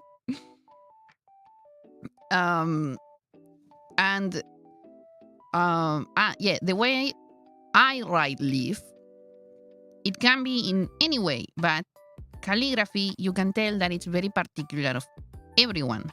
The way you choose to, leaf. To execute every letter is something that usually people kind of, let's say, choose it. Roommate, as an example, unfortunately didn't, because the way her autism worked and the way they explain how to write things made her be like really stuck with a style that she didn't like. But the way that I worked, I realized that I don't like those letters that they are making me make, so I will shape my own letters whichever way I want. But coming back, calligraphy is something where you can tell a lot about the personality, let's say, or at least the identity of everyone. Yes, you can imitate someone's calligraphy and be near perfect at imitate it, but it will still have your essence behind every stroke. Roommate and I, especially me that I am constantly pattern matching everything, have realized that this personality, let's say, behind the stroke is everywhere. It's everywhere in the creative endeavors of the brain. So, when I write, when I paint, when I draw, when I film, when I build a composition with a camera, all of that has my personal, let's say, perception in it, my personal expression in it. We can even tell, roommate and I have been so obsessed with this concept that we can even tell in photos, like we both take the same photo and we can still tell in the same place, the same, even the same composition, and we can still tell which one was me and which one was her. Sometimes it's really hard because we have been together for so long that we do overlap a lot in certain expressions, in certain way of expressing ourselves. But, and that's when it gets kind of confusing, but 90% of the time we can still tell which one is which. So, all of this to say, that is why we call it brain calligraphy. Because it's a very specific way the brain has of making use of everything it has available to give it a personalized flavor of everyone. Now, let me try to get back to the tangent, to the original tangent. Me, mew, me, mew. Ah, yes.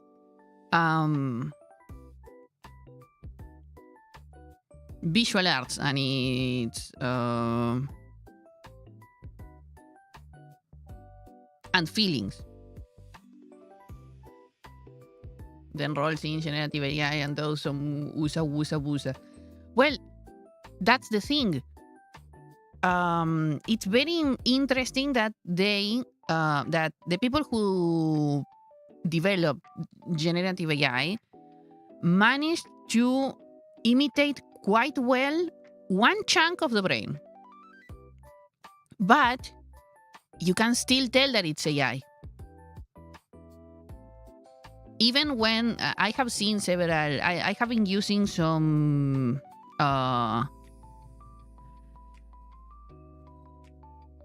let's say images as reference because I am interested, as in AI images, because I am interested in the way that AI images catch the attention of people.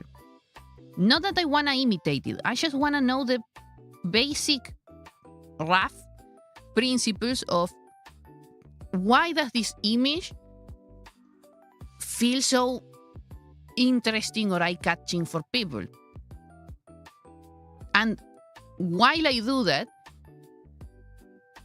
I can tell the difference.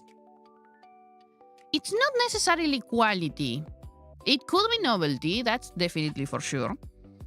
But the way that that generative AI processes the information that it's being fed and tries to, I don't know, make something attractive with it, it's very interesting. At least for me, it catches my attention a lot because if you think about it, well, I have a lot of information here, and so I am speaking from someone who has a lot of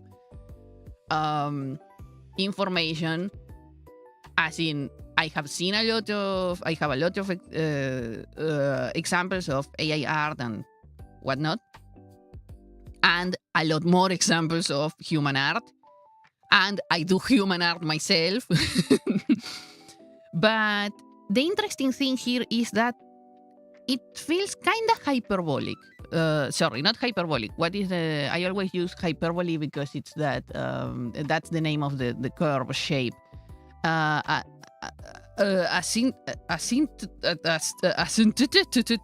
One second, I need to go check what's the name.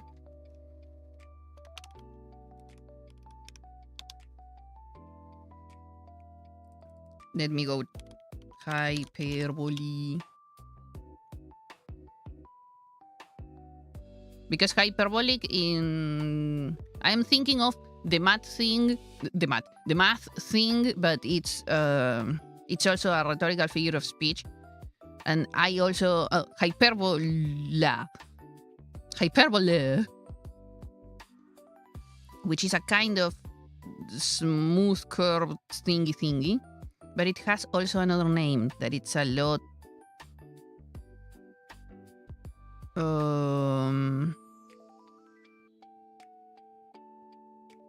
more specific of what I'm trying to say. Asymptote. That's the one.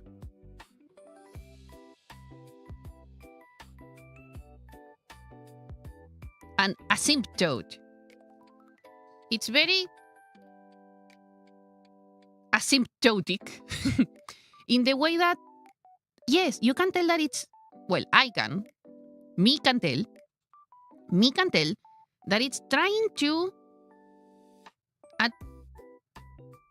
at first sight, yes, it's very, and all of this with a lot of quotation marks, it's very, quote unquote, well made and very, quote unquote, attractive.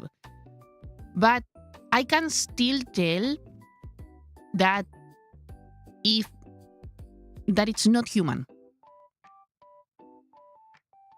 Asymptote.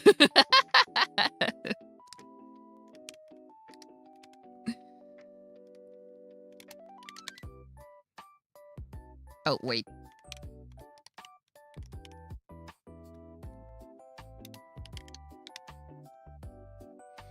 I can still tell that it's not human. It gets really close, though. Really, really close. But I can tell because I have because of referencing and whatnot, for my own drawing growth, I can tell that it's lacking that tiny bit of human brain calligraphy. Because instead of having human brain calligraphy, it has machine brain calligraphy. And I find that fascinating.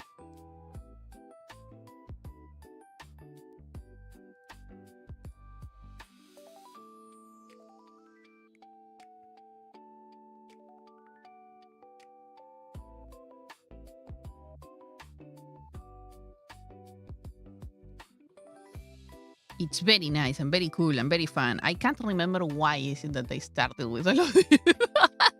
Okay, now I definitely lost the plot. Machine having personal touch. Yes! I don't know if I would say personal touch, but at least machine. I can tell machine. Yes, and because we don't actually fully know the way that I have seen, at least, that they have built generative AI and a lot of how is it that they call it, neural networks or what machine learning is basically. It's a lot like a black box. They kinda manages to make it work, but they don't necessarily know what is going on inside there.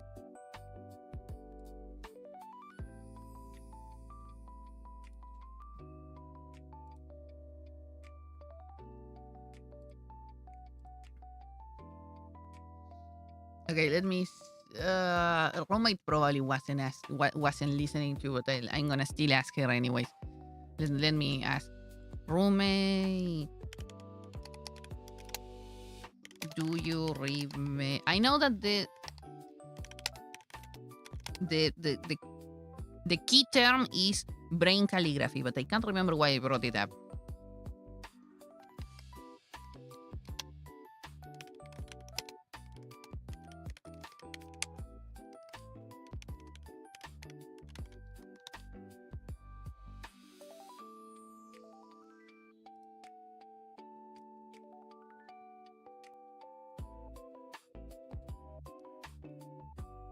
She says, no, but I can check. Nice. Ah, yes.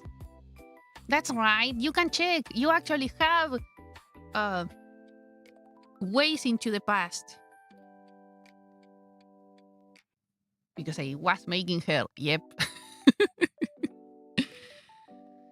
Okay, let me... Ooh. Let's make it...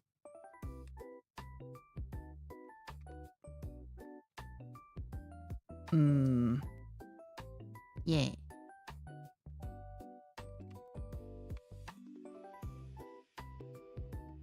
No, maybe it's too...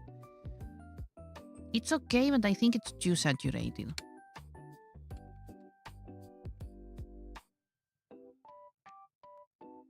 Yeah. Okay, wait. Let me finish.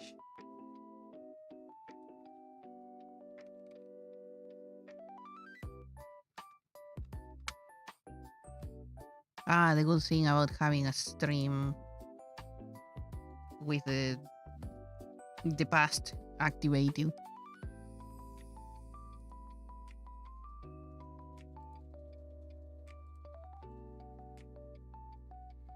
I was searching for info color books, and then I started talking about inputting as much info as you can, like an AI learning. Oh, yay! That got into AI and their calligraphy. Ah, right. So I brought up the brain calligraphy because I wanted to basically say that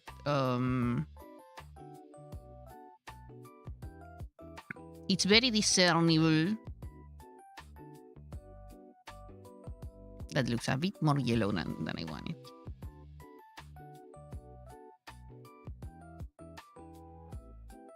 Because basically I can tell the difference between AI art and human art because I can sense the brain calligraphy, either, let's say, meat brain calligraphy, which would be the human, and the machine brain calligraphy. Or technological brain calligraphy, which would be the machines. And that is juggling my brain in the correct direction. And all of that because, yes. Imagination. We actually, in the creative spaces, the brain actually has a bigger tendency to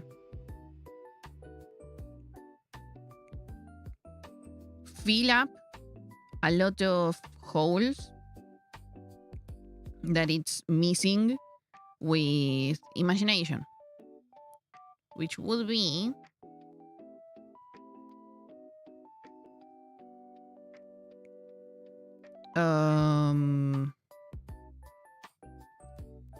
basically the way our brain has of just filling up gaps and spaces.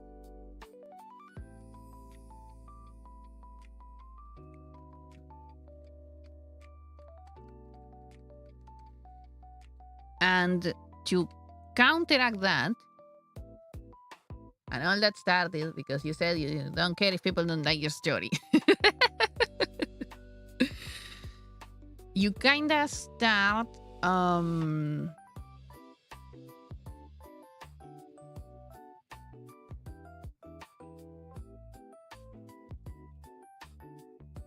hallucinating, let's say. But the brain has this tendency to hallucination a lot. You kind of start filling up the blanks whenever you don't have a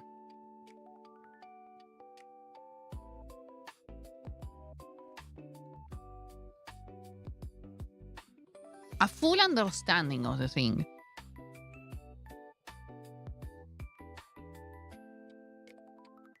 A complete understanding. So to try and minimize that as much as you can to make it familiar to the other brains so they can absorb intuitively the message that you want to hand out. you need to, and yes, I'm gonna be a bit too, let's say, partisan here. I'm gonna be a lot less ambiguous as I usually try to be, but you need to learn a lot about um, the way the world you have around you to later be able to make it, to deform it in a way that either will be shocking or won't be shocking, but able to express your ideas. As a common example, you always have Picasso, because Picasso is considered the, well, at least from where I come from, the father of abstract art. And that, his abstract art thing, expression, came after many, many years of basically doing realism for him. Realistic art.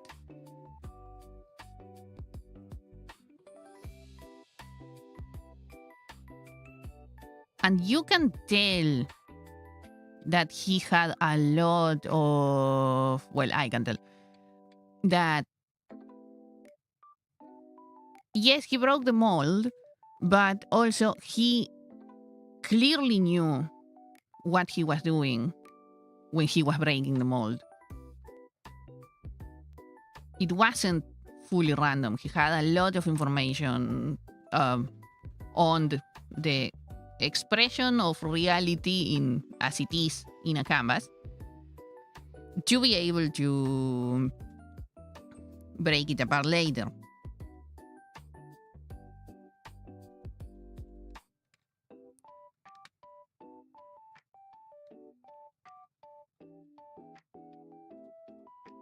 And in the visual arts, that's very important. Okay, my brain is starting to separate itself. There is one half that wants to keep on drawing, and the other half that wants to keep on joking, but the half that wants to keep on joking, it's kind of losing. So let's go back to the drawing. If I let my brain calm down a bit, it will. Oh, I need more water. Ooh. It will more naturally go back into place. Okay. Concentrating. Okay, I need the harsh light. Is that. And I also have the diffuse light, which is more like an extra thing. I'm gonna leave it as diffuse light for now because I can't think how I wanna call it actually. But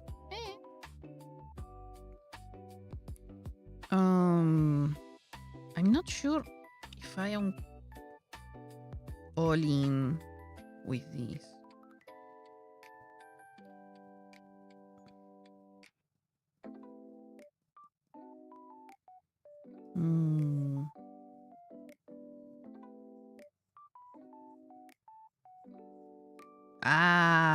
Whoops. I like that a lot better. Aha.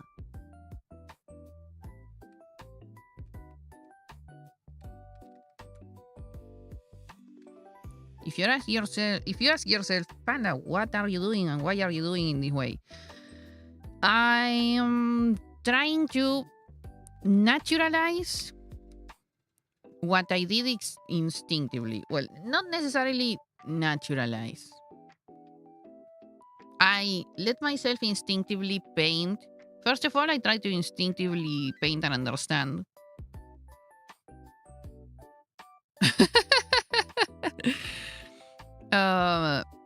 I try to naturally understand the crystal ball I have up there as a reference. If you ask yourself, why am I starting with this? Rubber ducking, I think it's called in the world of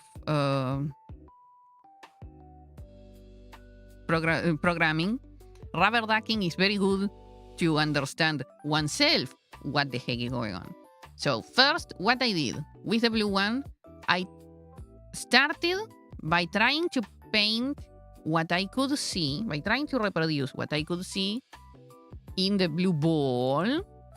And then, which that one was up to, I think that part. Without this one as well. Up to this part, I was trying to reproduce what I could see on the ball in the hair. But the hair doesn't look like hair. It looks more like blob. So, what I did from then on was improving the shape of it to make it feel more like hair, even if it's not entirely hair, to make it feel more like hair and less like blob, but still following that. The blue ball right here, the crystal ball, because that's actually what I want to get. That crystal-like effect, even if the material is not gonna feel like it's made of glass, I wanted to still give the impression of that. So, what I'm doing now is working out bit by bit why I chose to use, let me see, 1, 2, 3, 4, 5, 6, 7, 8, 9, 10, 11, 12, 13 layers. And if there is anything I can probably do more efficiently.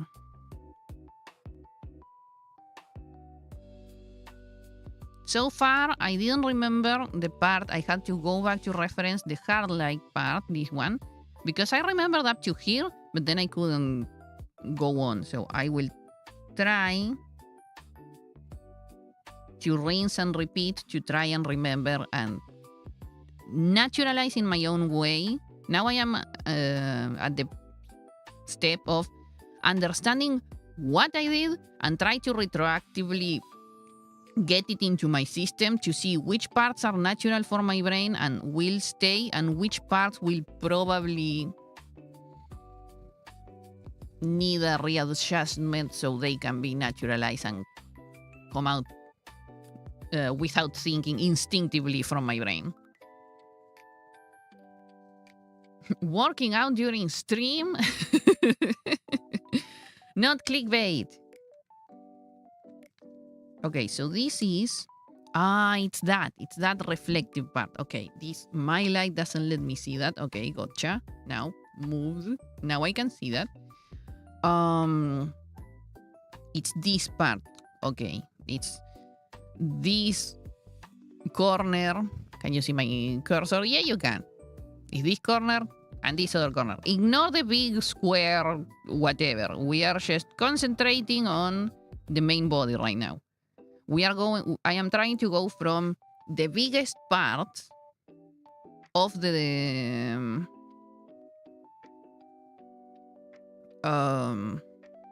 object to the smallest details. I'm trying to get myself back into the flow of doing that, of going from big to small.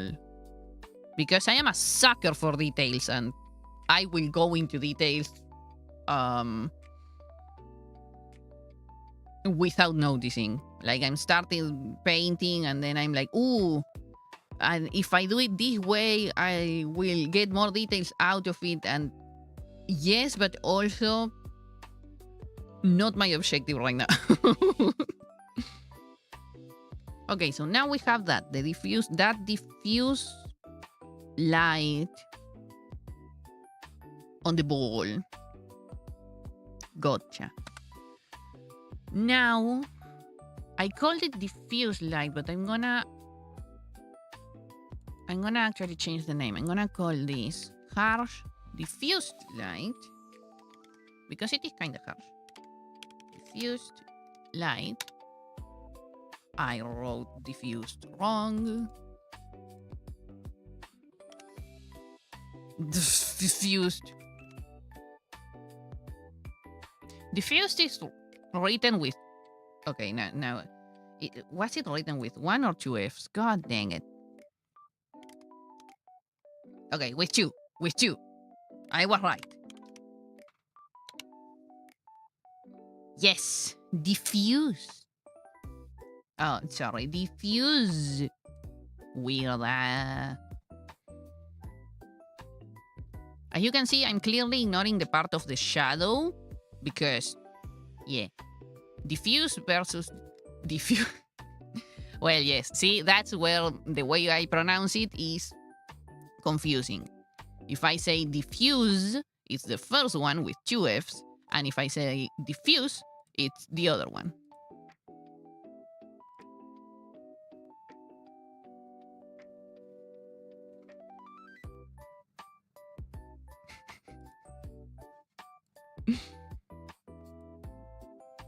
Difficult diffuse. That's too many Fs. If I do it like that, I'm gonna end up writing 3 Fs.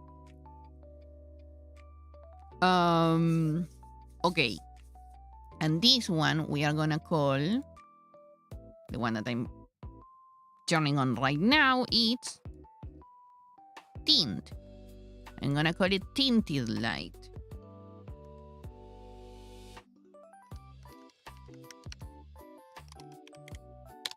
Why? Because that's how my brain sees it right now. Any other time, at some point I will probably change the name because my brain will call it in different ways, but the important thing is that I understand it now. The tinted light will go in overlay. Man, I love using overlay. And that one, I think, should be... I think I did it with the same color, yes. Probably. Yeah, but because it's overlay, it works it up in a different... Okay, gotcha. And that one we use for this part.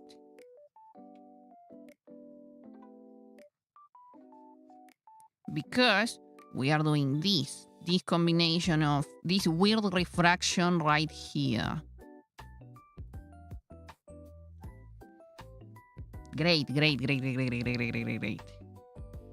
Okay, tinted light. Now we have specular light, which I called that way because it's not necessarily that, I think. Oh, I received a mail. Delete. No, go back.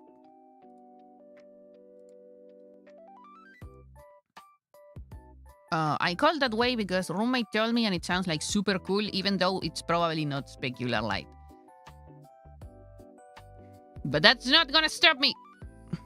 This one, I made it in Add Glow.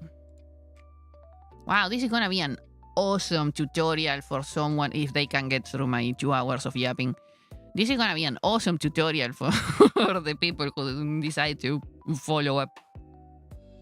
That reminds me that I should make the thumbnails of all the streams that I have done so far. I will do that when I finish this.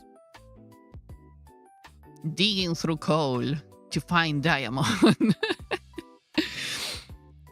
Yes. I mean, I don't know. Maybe they come for the drawings and then they stay for the weird philosophical tangents. I know that I do that.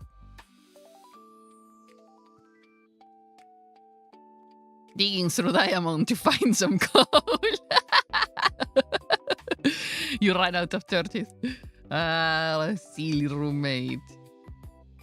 Okay, the specular light, I also do it with the same color that I did the hard light and the overlay. Gotcha. I know that I see why. I know that I started doing the hard light in a different color, and then I modified it with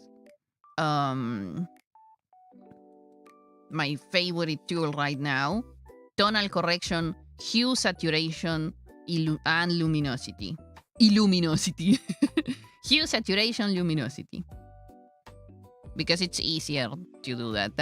Those are. I'm learning to finally flow with the graces of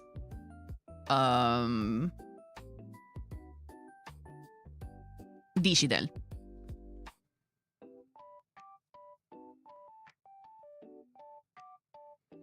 Okay. So because seeing this and understanding how it works, because of how I chose to paint it, this corner here is very shiny. High shiny corner.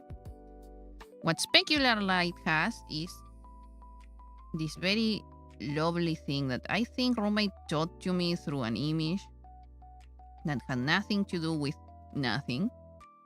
Well, it did have to do, but it was like a tutorial. I don't know if I want to do it.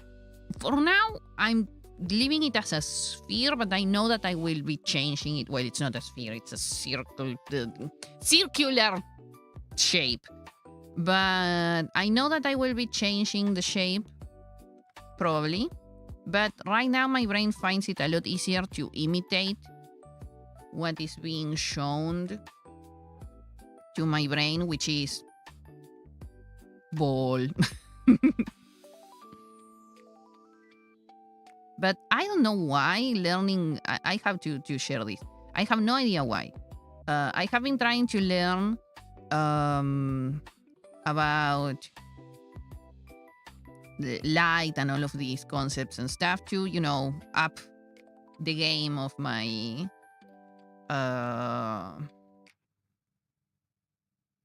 illustrations. And I could understand I could reproduce, like copy what I was being taught about light, but I couldn't fully understand it.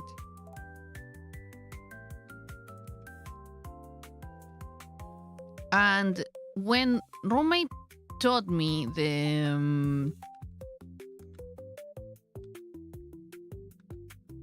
concept of specular light and diffused light, for some reason it just clicked. You personally can only reproduce what you are given. And that's the first start to understanding what the heck is going on.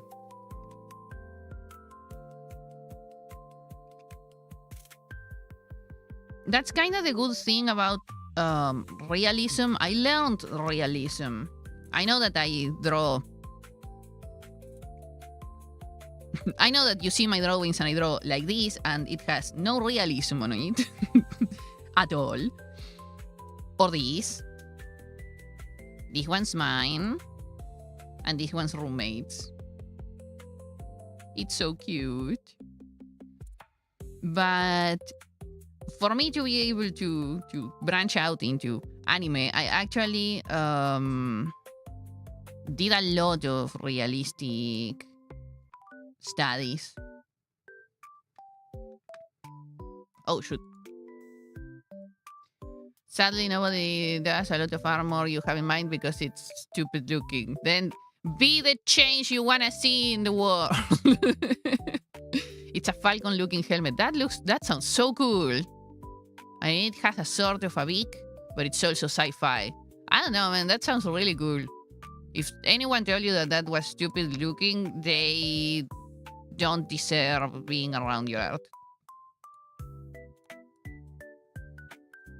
You will not want to see yourself as a future world changer. No one does. No, you said it's stupid looking. I don't know, man. It sounds cool to me. You can go kick rocks. Because you are struggling with the backside of the helmet. Oh. Until you are able to imagine its front right. That's when you take from references. Touch grass. No. That's what you get. That's what AstroTurf is good for. Oh God, I hate AstroTurf. I got reminded of that. Okay, so now we went from the base to the shadow block. I call it like that because, yeah.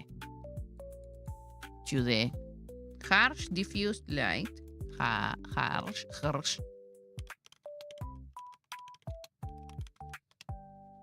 To the tint. The tinty tint. No, the tinted light.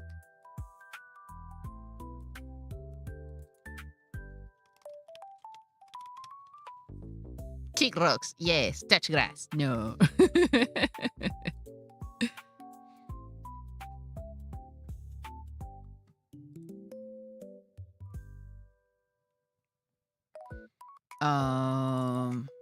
Naming. Specular light. But yeah, realism. I did a lot of realism to understand basically the principle behind things and how things work. Because yes, I draw with a chunk of my imagination, mostly in the designing department. But everything else I kinda reference from all the stuff I have learned through the years. The copious amounts of information that I have. And copying or tracing realistic stuff is really good for two things. Number one, getting your brain used to seeing something and bypassing all of the processing part of the brain. Like when you see a tree and you think, oh yes, tree, green, top, brown, bottom. Bypass all of that. Like just, yes, you see tree, ignore what you see. Go behind the processing of your brain and try to put that on the canvas. That is really hard, which is why tracing and copying realistic stuff or any other drawing, any other style, to be honest, it's really good for your brain to get used to ignore the processing side of things when it comes to visual art. But tracing also helps a lot with motor skills. It helps a lot to develop the tiny muscles that you will need in your hand to do all of the detailed movements and whatnot. Really useful. I remember when I used to trace in the windows, like actually on the windows. I would grab my favorite image of, I don't know, whatever I was interested in at that time, like maybe something from the TV, maybe like an anime illustration or something like that, and I will go and put it against the window, so the light of the sun would serve as what would nowadays be a LED,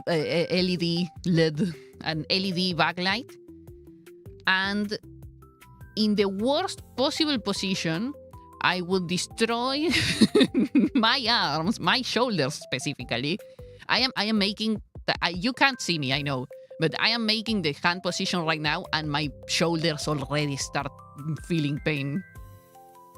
And I would trace the entire drawing because I wanted to paint it or whatnot. Or I just actually wanted to try and reproduce it, and since I couldn't do it while looking at it side by side, I started by tracing it.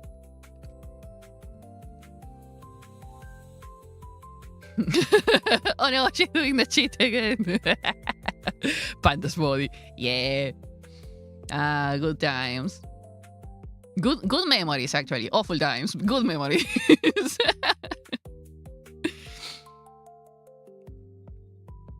That's the good thing about awful times. They make killer anecdotes later. Going through them is shit, but they make awesome anecdotes. Okay, this is an extra tint because this is too desaturated and I want to add it some saturation, but I'm not gonna do it through the colors. I'm gonna add some tint into it. I also add some shaping there in the under bloober. Just like your time in military. Biggest shock of your life so far.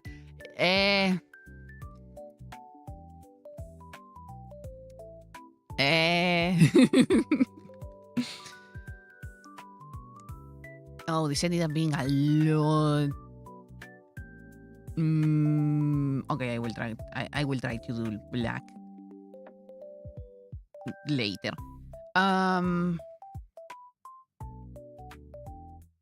Meow. Copying. Ah, yes, it helps you. It helps. Copying helps. It's a good.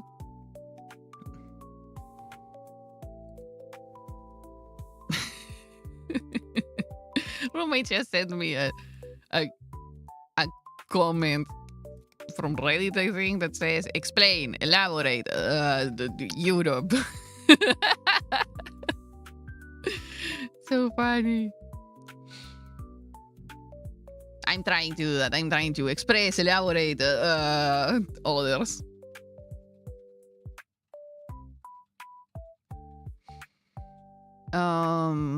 Okay, so. Oh no, roommate is a Redditor. She's probably an incel.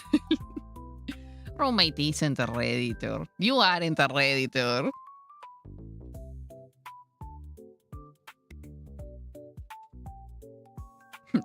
You're a Twitter, yeah, you are. You're a Twitter. You're a Twitterer. To the point that, remember that day where you hit cap and you couldn't tweet anymore? Fun times. Actually, incels are for male. Ah, yes. How is it that they are called? Femcels or something like that? Femcels.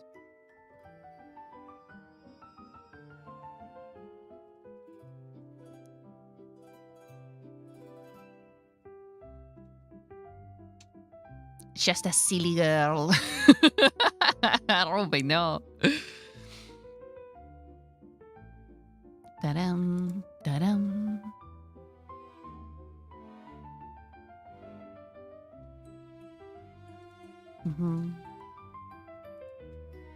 Ta-dam, ta-dam.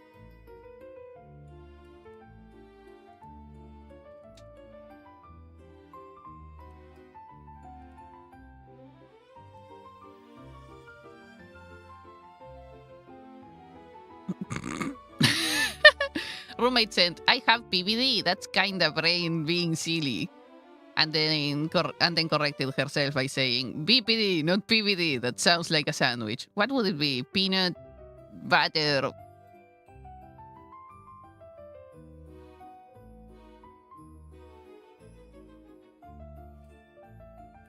What will be the D?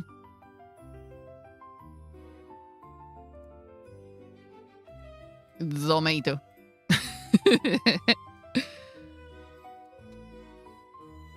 Peanut butter diamond. Oh, that's gonna be a harsh one to chew through. You won't say it looks like poop shot, but it is a blood one. Blood bath. Good old thinking times. Yeah, I also don't remember any D food. Peanut butter diesel. Let's go. New flavor.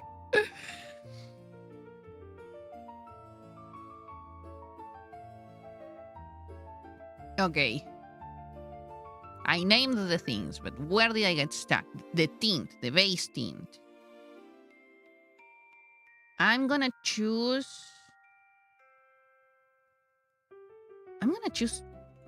a dark red for these.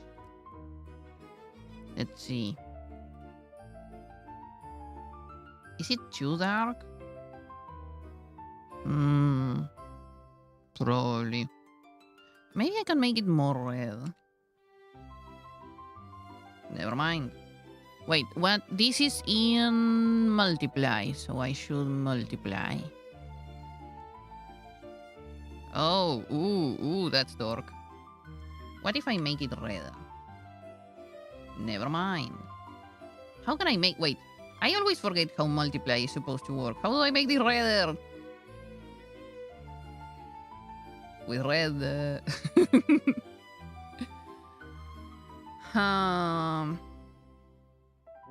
Okay, let's use this. Kinda really dark, but actually what I wanted from the beginning.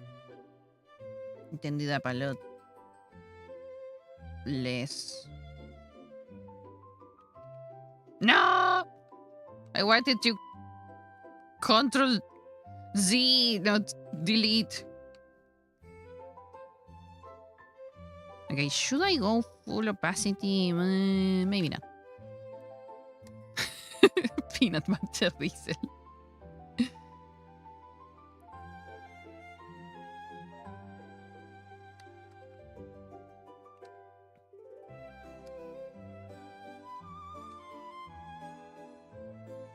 Peanut butter drive. Bruh. Roommate says peanut butter dry blood. Yeah, now when I say something that will horrify most of you, I take dry blood. Actually, I add it to my food. I add it to my food because I'm anemic and I need more iron. And yeah, roommate takes a glass of blood a day. She basically grabs the blood, the dry blood, and waterifies it. Because she needed iron and couldn't get any iron locally. It's easier and cheaper to just dry blood here out in the forest. Yeah. You, when drinking tomato juice back when you was a kid. But yeah, I am anemic, and the doctor told me to consume more meat products. I said, sure. Dry blood is a meat product, right? I mean, technically. Right? Yeah.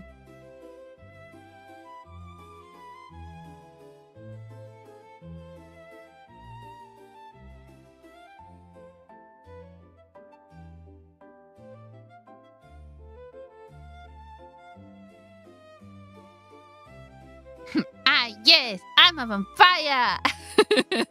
I'm a vampire. I also do the same thing.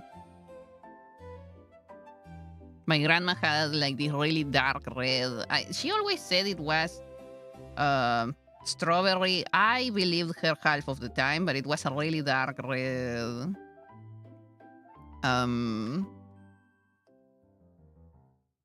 Jam.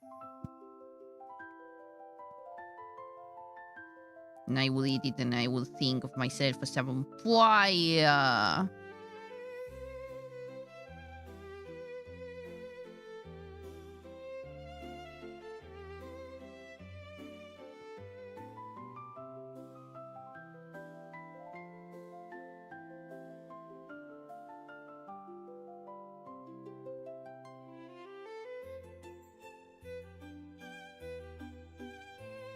Okay, that looks good. Not as dark as I would have expected, but so far so good.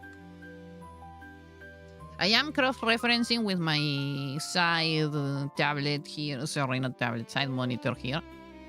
Because in my screen it looks perfectly fine, but my screen is professional screen. So I need to look at this in bad screen.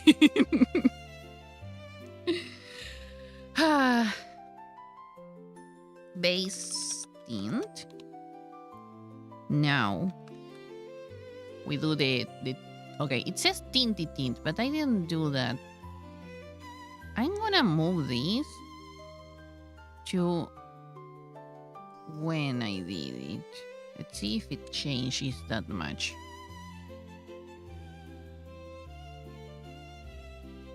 I don't think it does. No, it doesn't. Because I know that that is too detailed for what I was going for in the moment, so I'm not gonna do that yet. Let's go with the shadow now. How developers used to do. They had a workspace in the office, so they develop games on top-notch specs, but they run game on that little thing and they check if it runs or if it explodes, if it runs good or not. Yeah! I don't know how other artists do it. I know that because I aim to the top professional, I model my behavior with what the top professionals do. Which isn't to say that I waste lots of money. But more like I try to see how they do things. And within my means, I try to do it. Panda the professional. Yeah. Because my idea is, like, I'm already molding myself to be professional illustrator, even though I'm not. But since that is my idea, it's better to what's the word I'm looking for? I don't know. Let's say get used to, but emulate.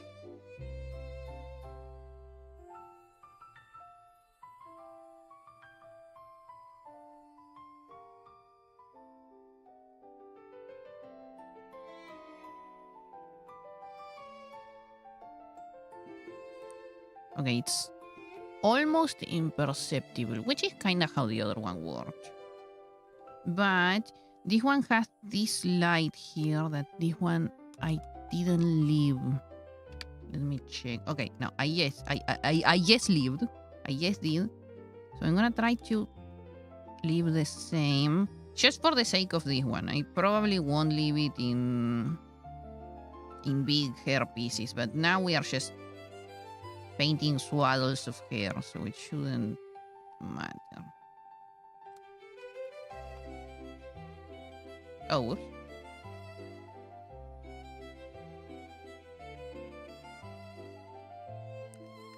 Okay. I could afford tonal correction. Let's tone down the saturation a lot. That should help. Like -50. Maybe the luminosity as well. But a little bit less. 20. Oh no, the Starbucks almost came out of me and I almost said a 20. Not 20. I do, because this one is darker, essentially. I do want to make it a lot darker. Oh, you can tell the difference. Oh, cool.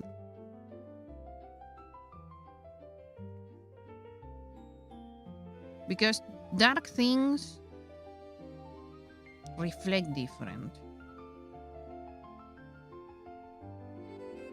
Darker things reflect different.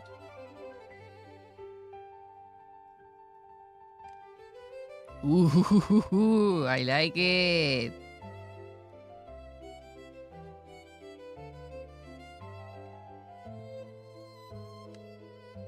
You know, I can't remember why is it that I brought up the whole...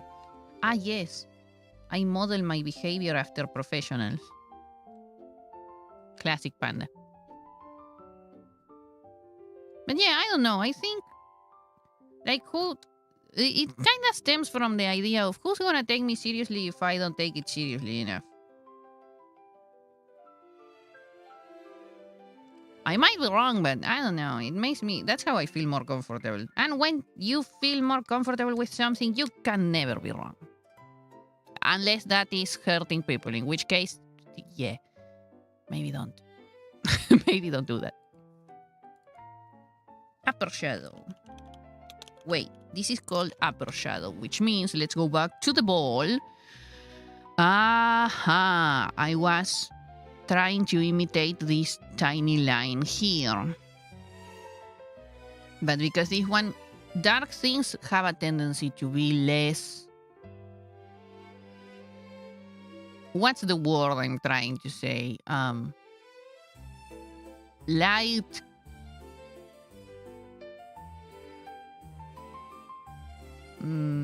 I can't find the word. It's basically what I'm trying to say is that crystals that are darker have a harsher time letting light do their refracting thing and showing you the color. Let me search for smoky quartz. And you will understand, well, if they took a correct photo of it, which they never do.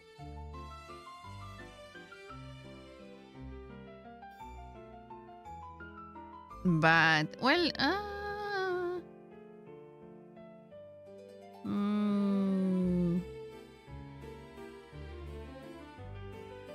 well,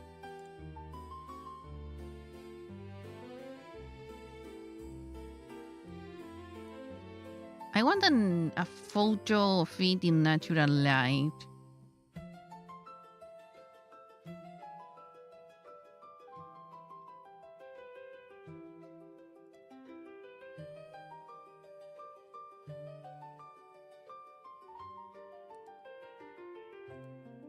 I could go to... Let me check gem rock auctions.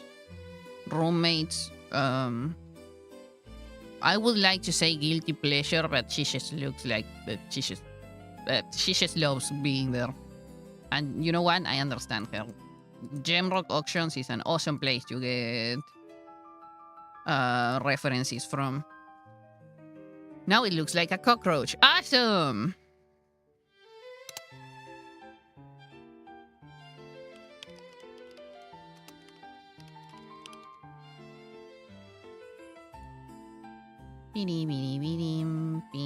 Wait.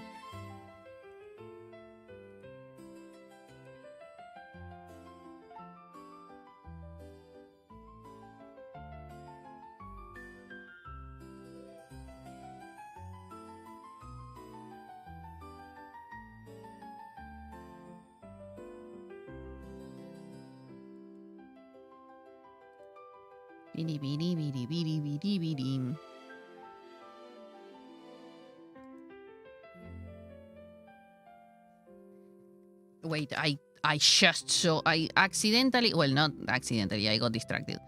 Opened pink quartz for no particular reason. And this photo is beautiful. I'm keeping it. Thank you. I am so referencing this later. Give me one moment that I will... where is it? I know that they have a gems. Well, they don't? Oh, it's in references. I know that they have a stone. Stone.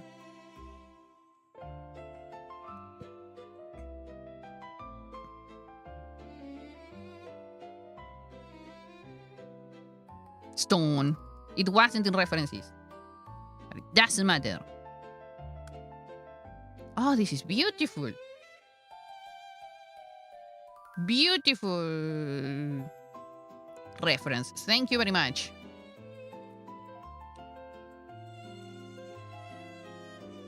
You know, I know that you say that it looks like a cockroach, and I see why, but I look at it and I think of polished wood, actually. As in polished, not as in place.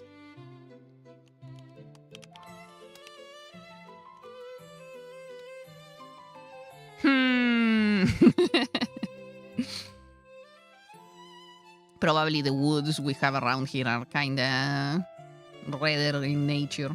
Who knows?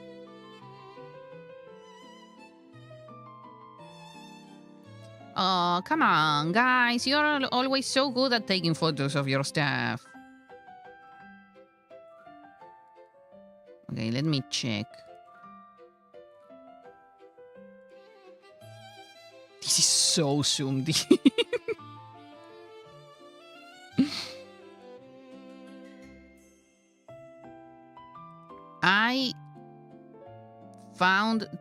I like many shiny stones, but I have to say that one of my 3 favorites right now is smoky quartz because of its color, because it's one of the only ones that I have seen with a dark brown color. And it's so pretty. Like half of my hair. The oil, you take it.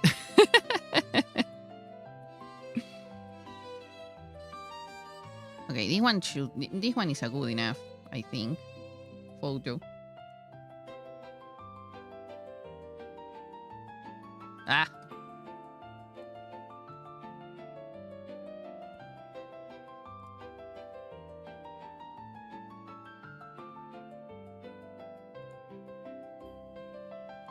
Oh, wait, actually, this is exactly what the... Is that a fingerprint? We have a fingerprint, everyone! What? Give me... Oh, whoops, I shouldn't do that. Give me one moment. Where is... No, it wasn't. Irfan.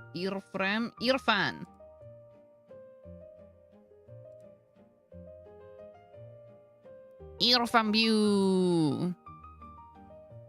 Since everything and everyone insists on me being tortured with what's the name of this? Web. I had to get a FOSS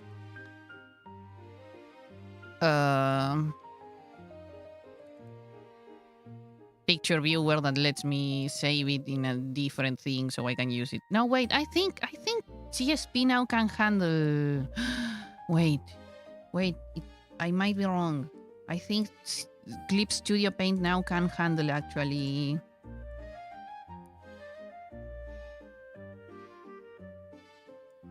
There we go. Yes, it does. Web piece. Yes. Your fam. But yes. This right here where y'all...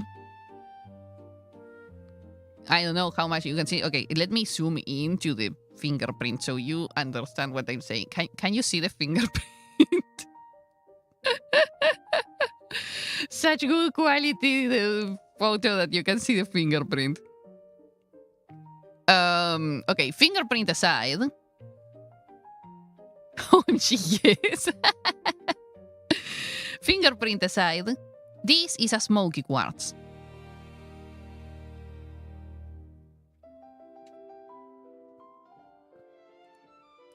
Fingerprint acquired. And that is kind of what I'm going for when I think of... That is part of the reference that my brain has, let's say, when I think of shiny dark object. Looks better than your amethyst. I mean, technically, in very chemistry terms, they are roughly, I think they are the same.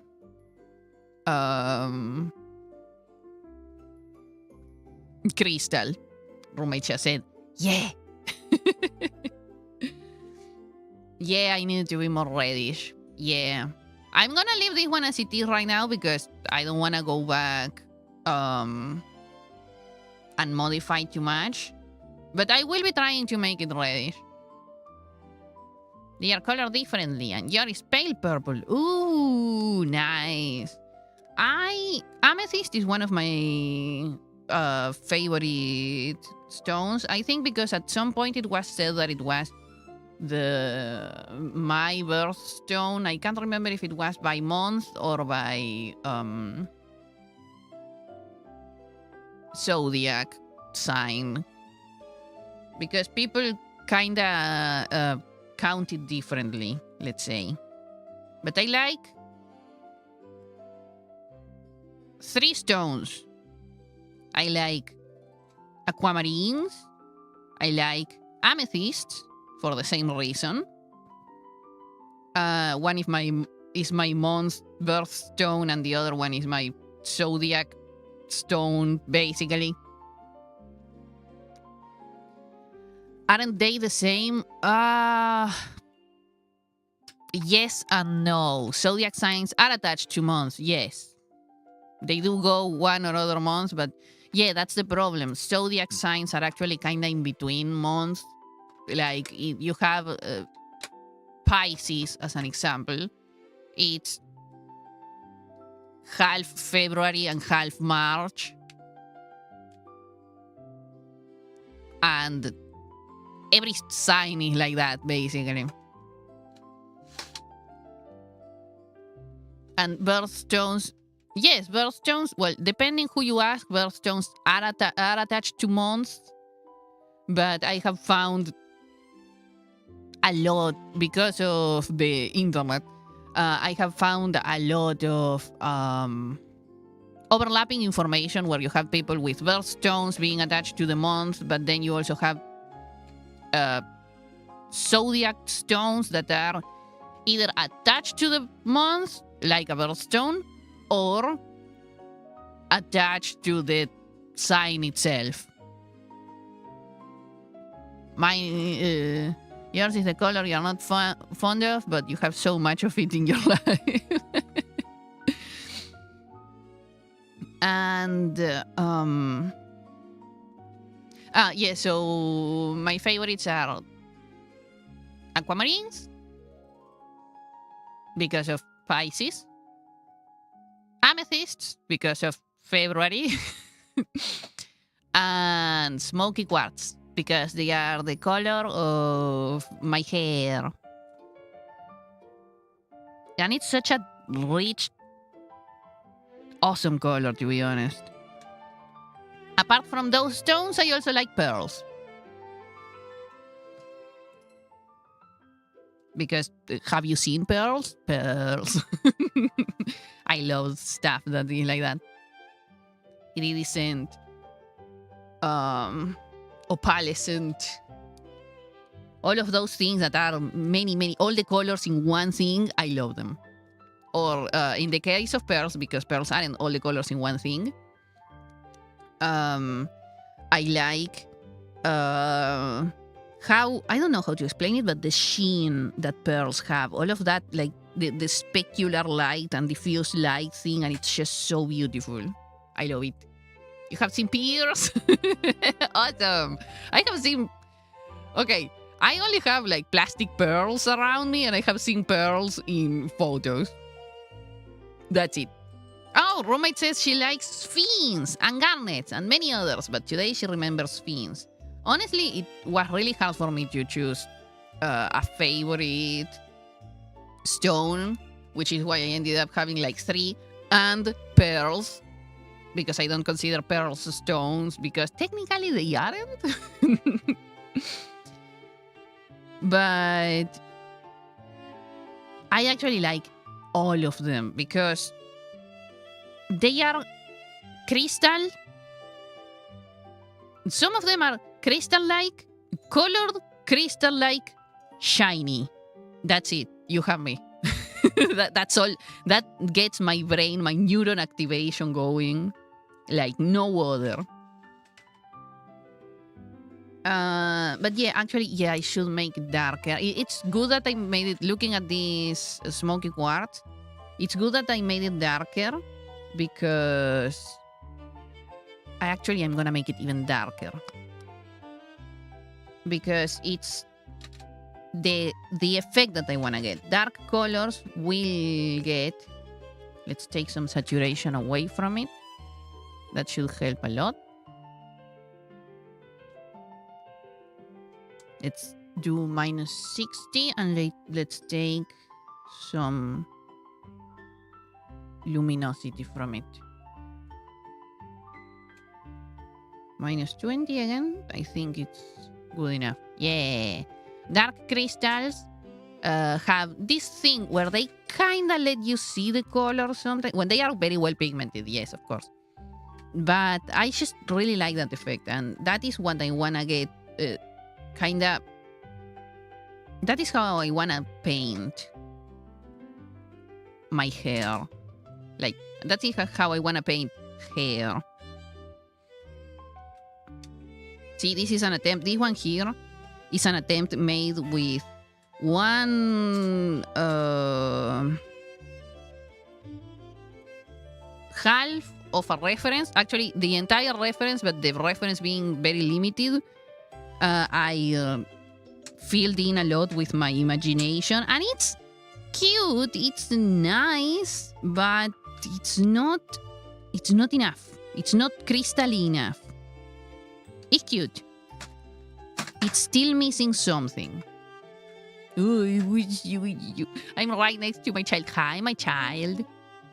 You're so cute.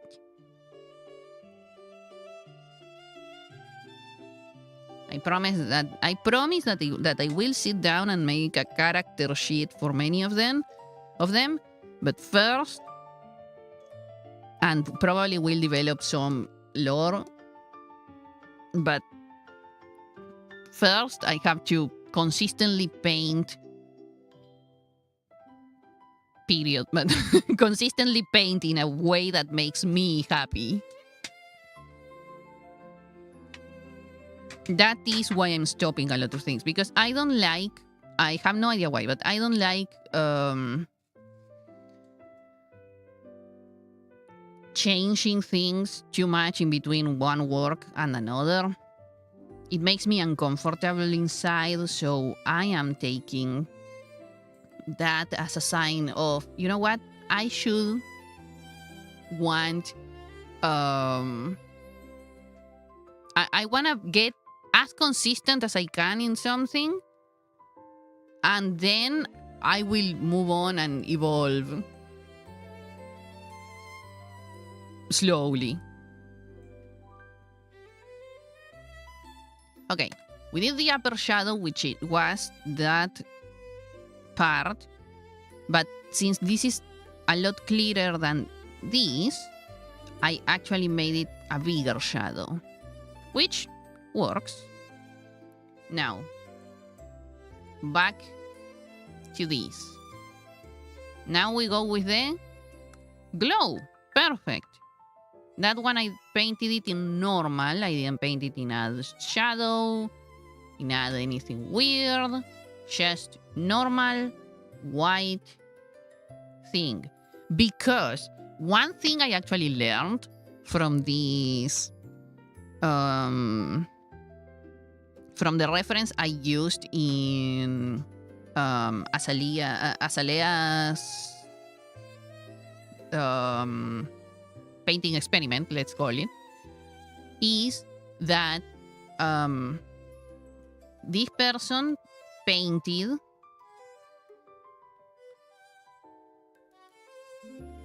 smaller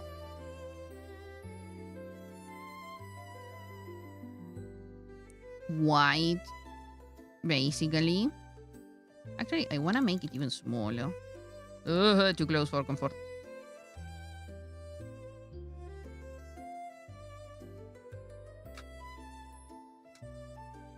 then today I learned that if I grab the same thing, the same brush, with lowered opacity, I can give it this effect, kind of like, ooh, shine. I don't know how to describe it other than that, sorry.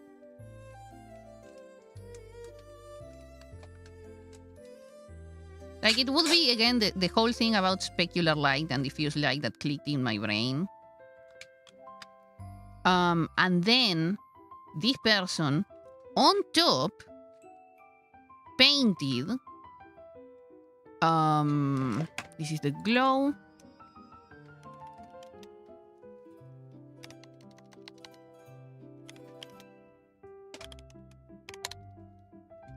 Painted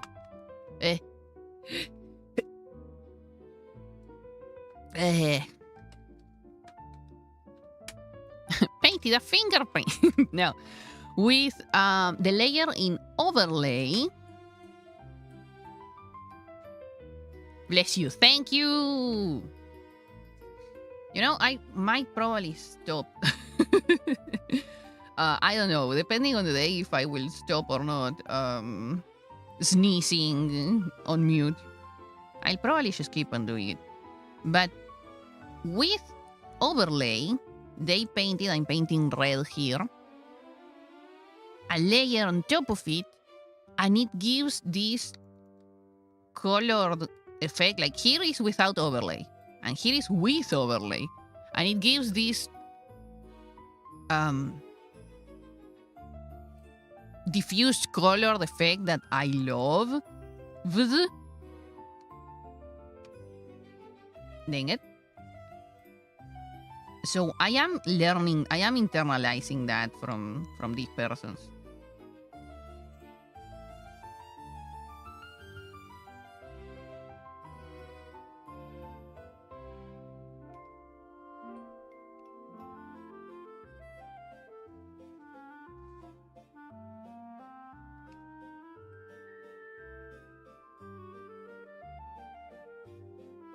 I'm thinking if I should...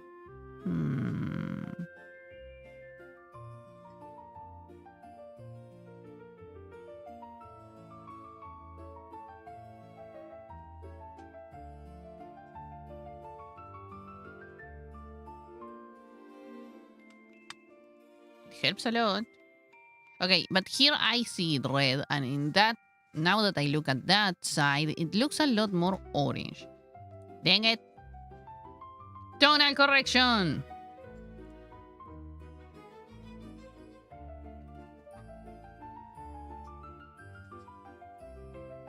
I want it red. Okay, let's go full saturation. Let's check luminosity.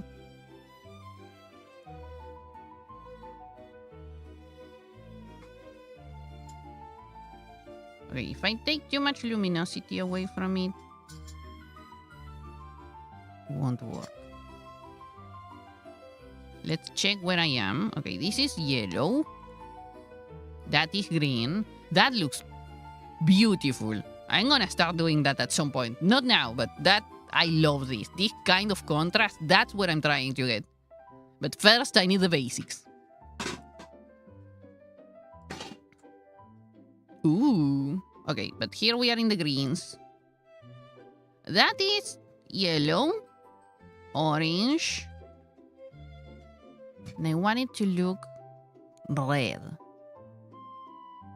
Redder. Okay, let's hit minus 30.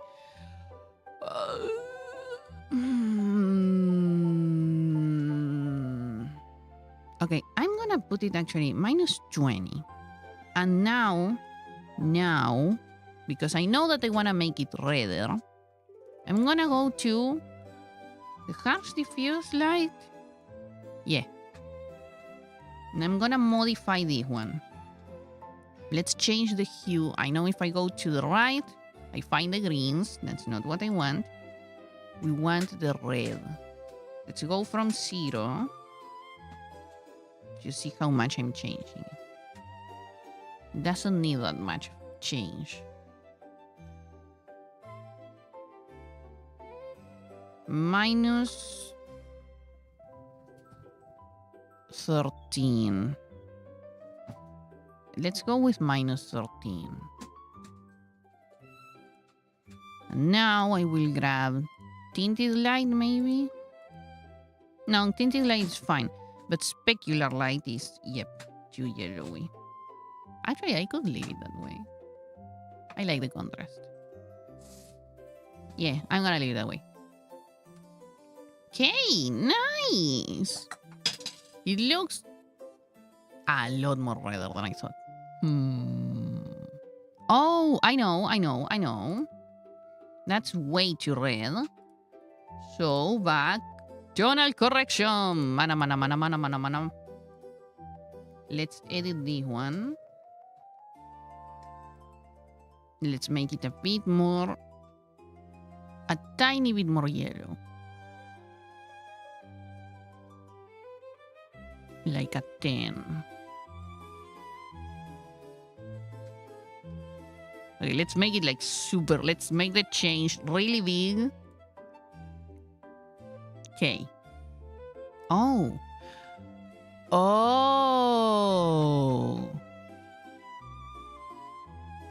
Okay, gotcha.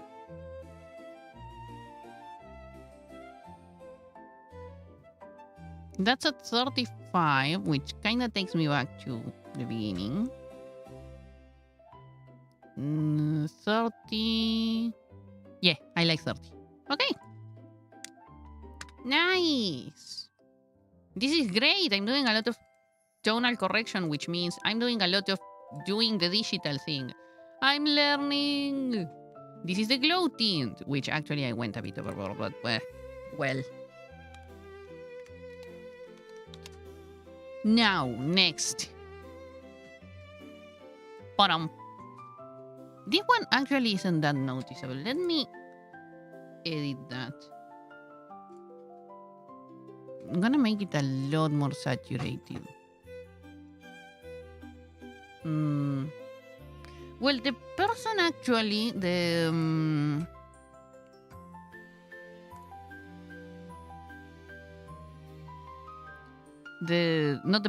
person. The function, you can do this tutorial. The tutorial I was following actually modified it with a tone curve. But the tone curve for colors, it's very different. I don't like it. And blue is such an ass color to work with.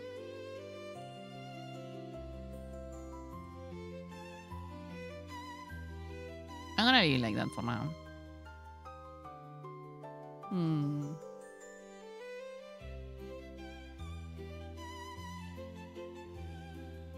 I say, I'm gonna leave it like that for now, as I am not gonna leave it like that for now.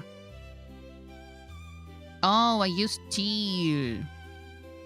That's why.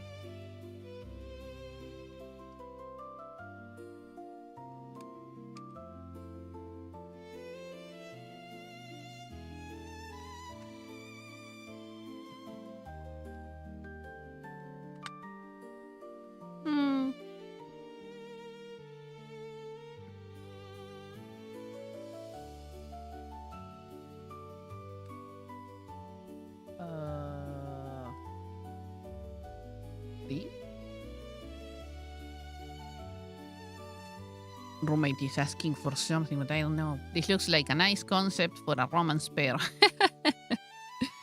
But there is like 4 of... Oh, screwdriver. The blue one.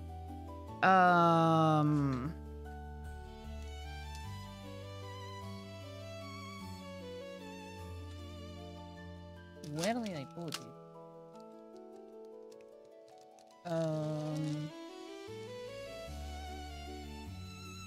Check the tool backpack, the working backpack. I think there should be one there in the middle pocket. Red is a frustrated boyish type of character who is cherishing a smack for an airheaded blue that it's all wavy and such.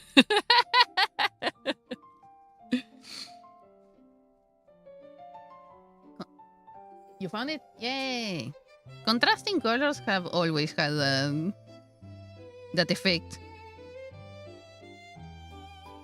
Okay, now I want to make this one pop out a lot more. And I am gonna maybe more saturate. No, maybe less. Okay, luminosity has to stay at a certain level. Maybe more luminosity. Why not? Actually.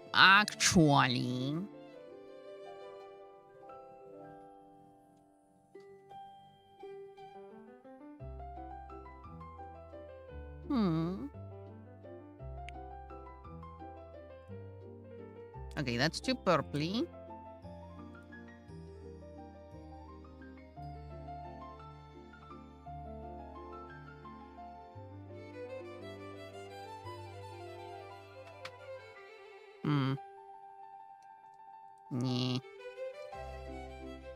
Yeah.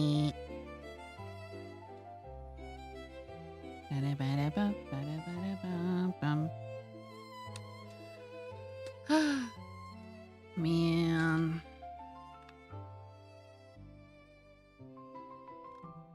Oh, that's because of the background. Okay. Anyways. Technically, I already finished with you. Why am I still...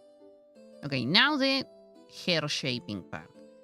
This one is already very much, very hair shaped anyways, but it's in multiply. And I'm gonna grab you. And I'm gonna grab this color maybe to not make it too dark. Dark enough, but not too dark.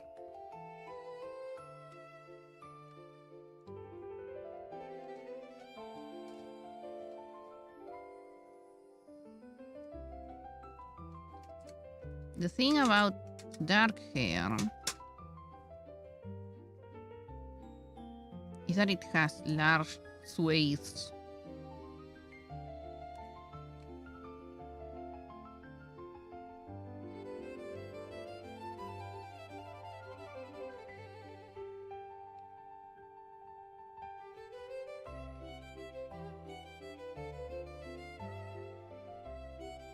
So it's of darkness, dark color, and so it's really hard to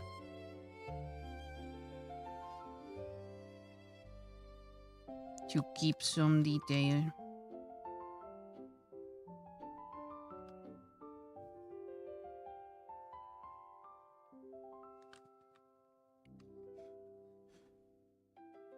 And it being straight also doesn't help. Straight color. Sorry, not straight color. God damn it. Straight hair, straight shape. I can hear you. I hear you, you little pedant. I know what you're thinking.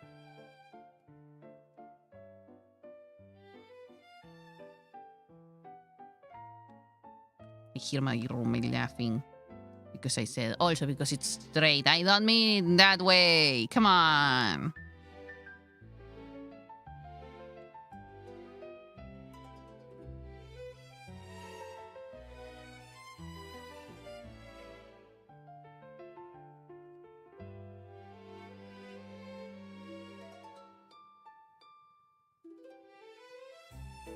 I can't see in my screen. It's so dark.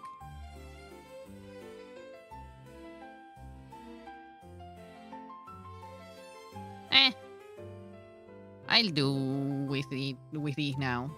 I'm gonna keep it that way. I think it works.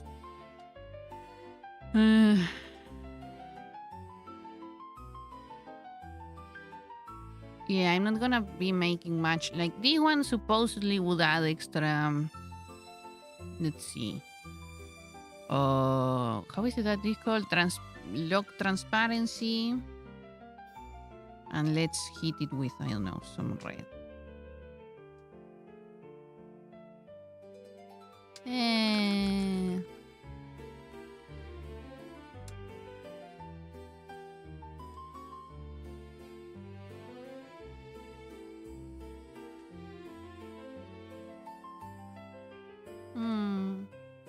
It looks so shiny. So smooth. I don't know how to describe it. Maybe I could actually add a difference in the glow, the hair glow.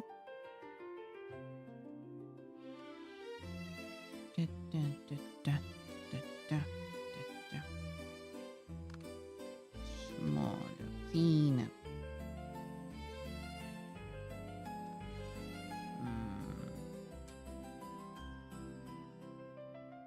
Thinner.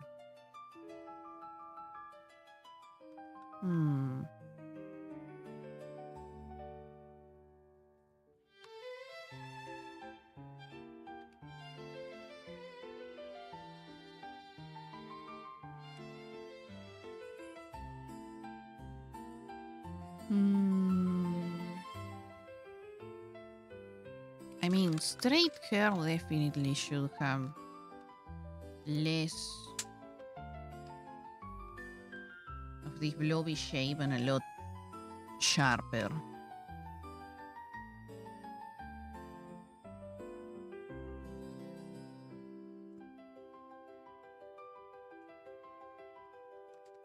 At least in some parts.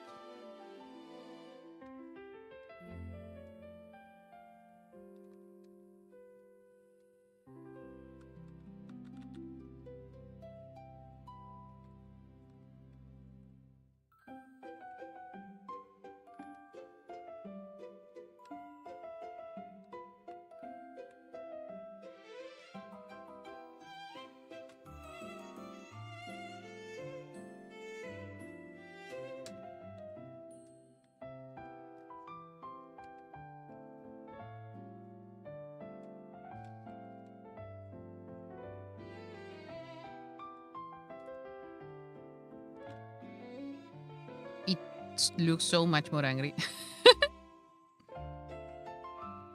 No, but that's what I want. I want...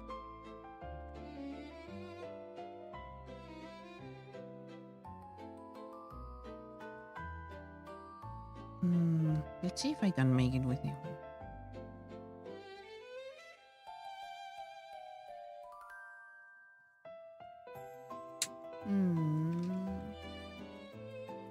Kinda.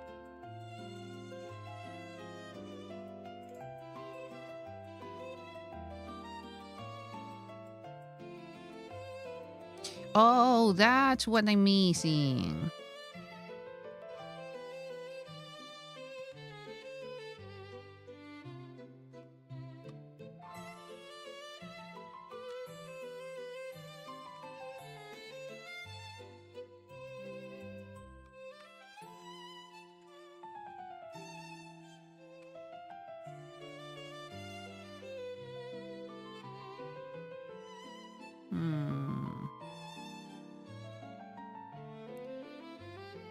Kinda.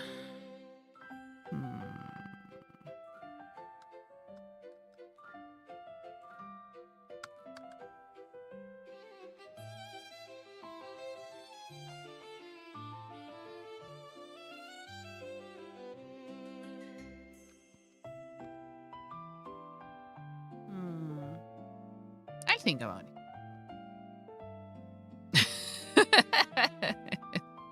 It does kind of have that shape. We need to enhance. Enhance.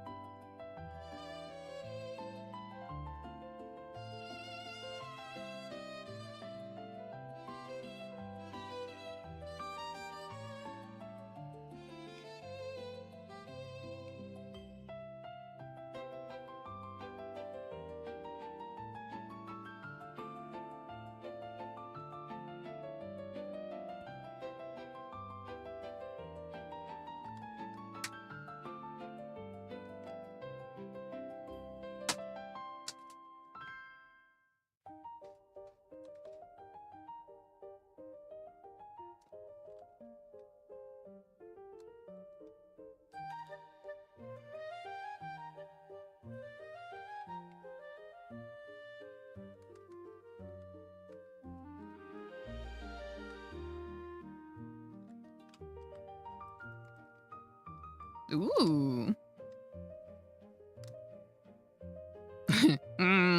Eh.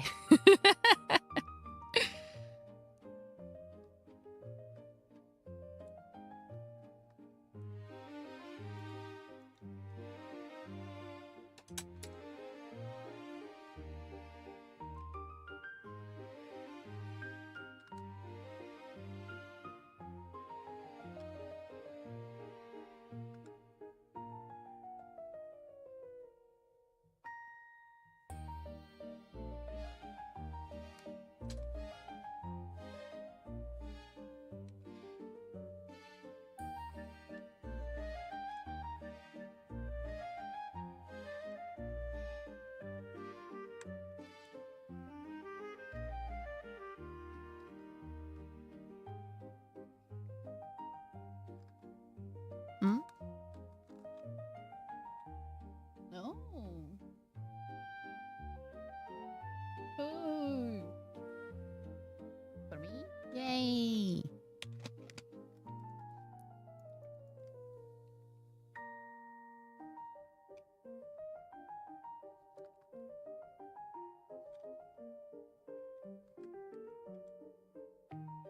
Roommate found me something.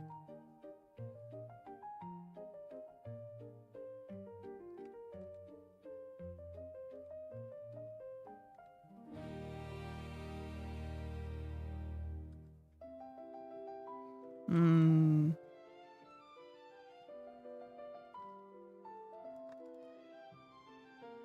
Okay, that helps a lot to make it look a lot more like hair and a lot less like blob. But I wanted it to look like blob. Ah, well.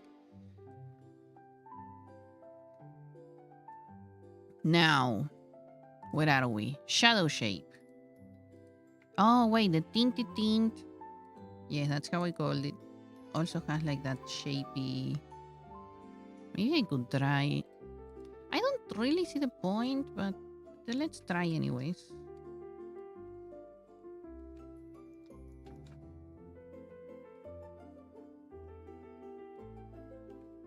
Because since it's the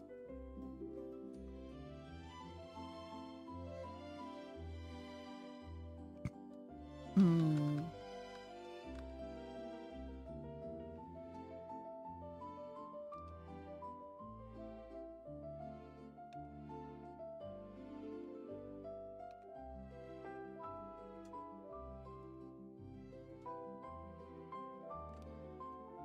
Eh.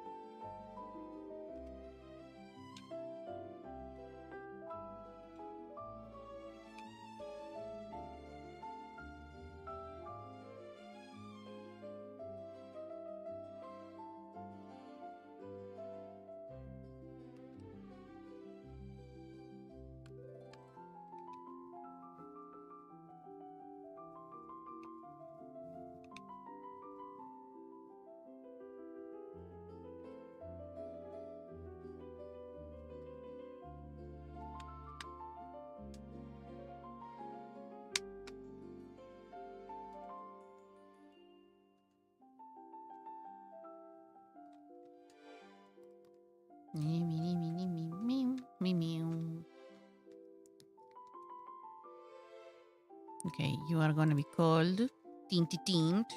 Tinty Tint. What else? The shape of that. Yeah, that's gonna be kinda hard in dark hair. But we try.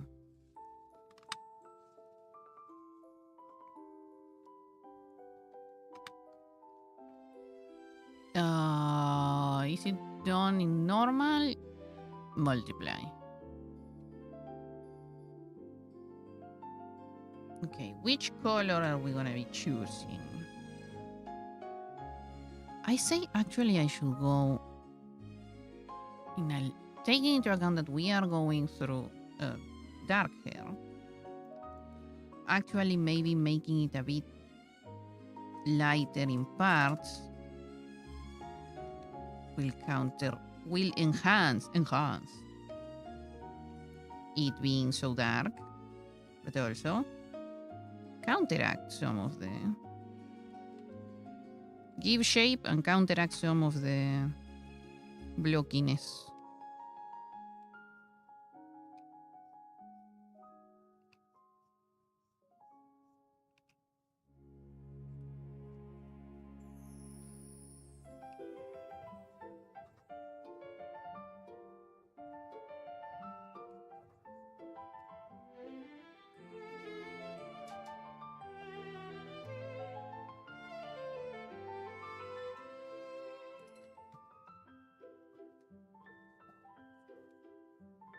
Wobble, wobble.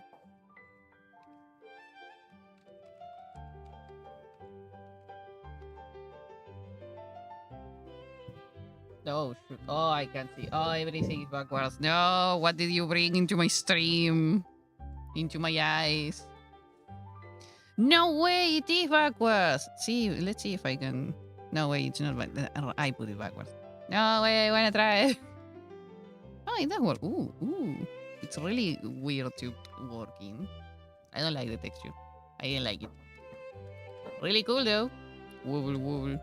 Chromatic aberration of my eyes. Oh, I don't know. Where am I paint? I did. Oh no, I'm so sorry. I made it. This looks much closer actually. Oh shoot. That looks so cool. Apparently, I'm pretty sure that roommate is taking apart a TV or something because she's bringing out so many weird, cool stuff that looks awesome and gives chromatic aberration and it's hurting my eyes and brain. But at the same time, where did you get that from? Nah. Much, much closer to the idea. Yay! You disappear. You look 2D. So cool.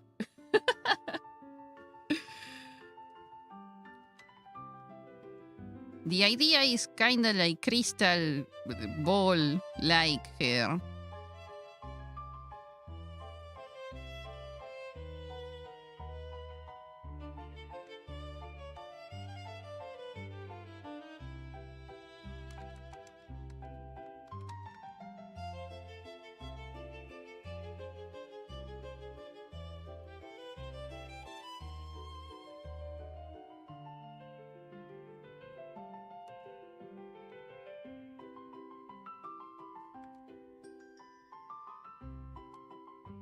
So we're gonna shape it with this. And now, that's the base. The shape. And now we add what I call the reflection, which is this. Why did I add that? Well, because I saw it in one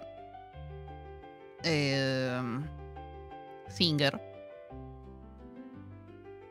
And those are in normal. Okay. I saw it in like this one singular.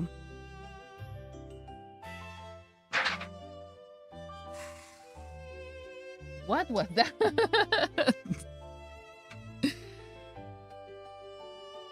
I saw it in tutorial.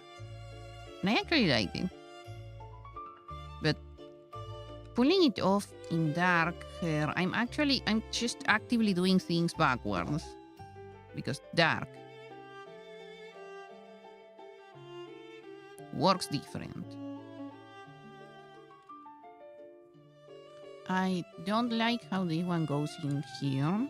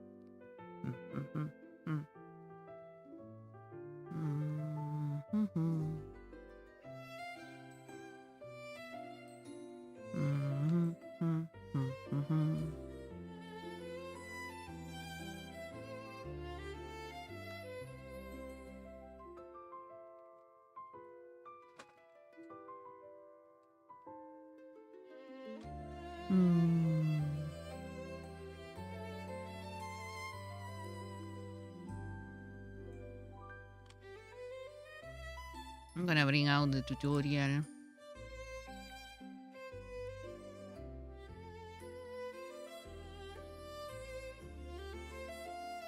Toot, toot, toot, toot, toot, toot, toot.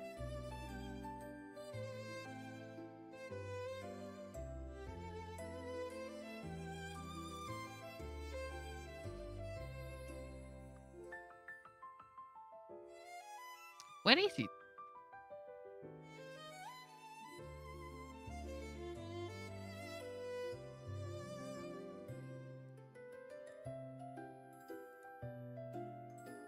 Bam, bam, bam.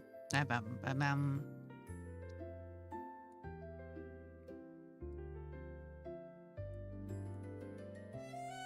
There it is.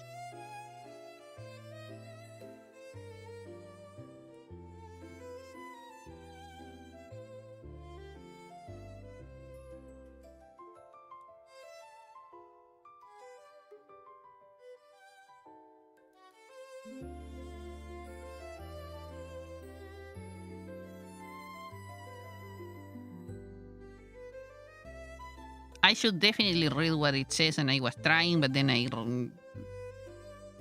abandoned that idea. Long story short, you paint a dark section, and then you paint that lighter section on top. In the blue one, it's what I did.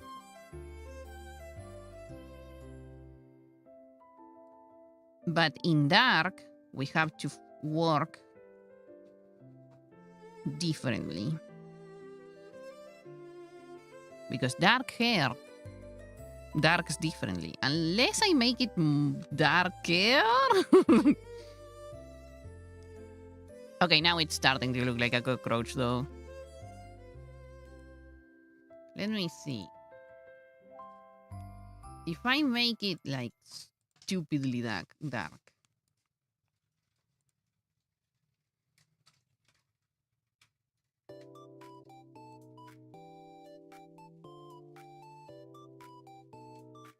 So dark. You can't even see it. I mean, it can be seen, I guess. Hi, hi. Welcome, welcome.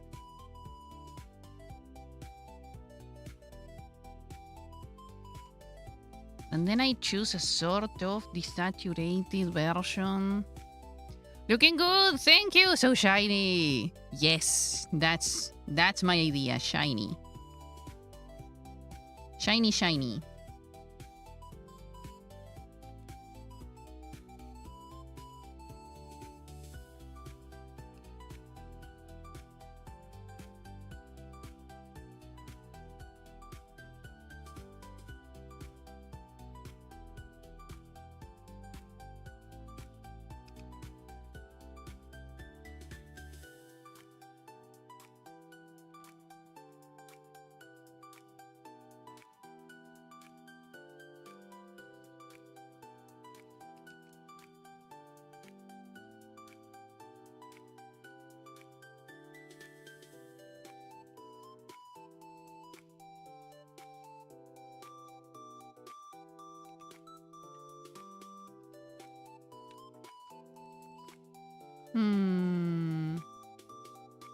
Kinda what?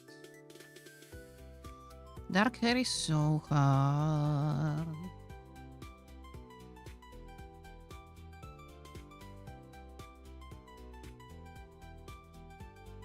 And I chose brown on purpose.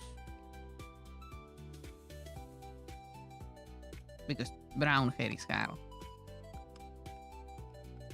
Black hair is even harder.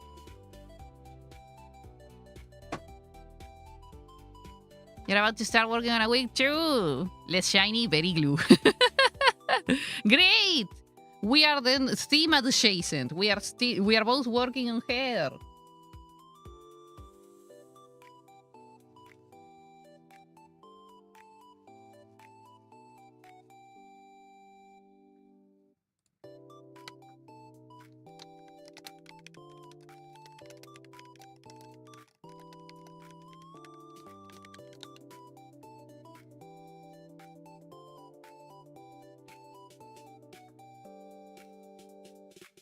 Mm. Mm.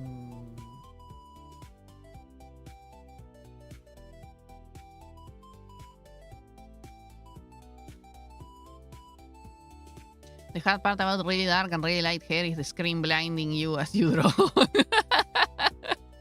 Yes. Yes. Definitely.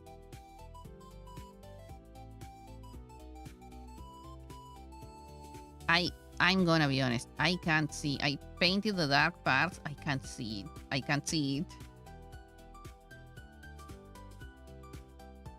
I am considering turning off some of the parts to try and see what I'm painting, because if not, I don't know.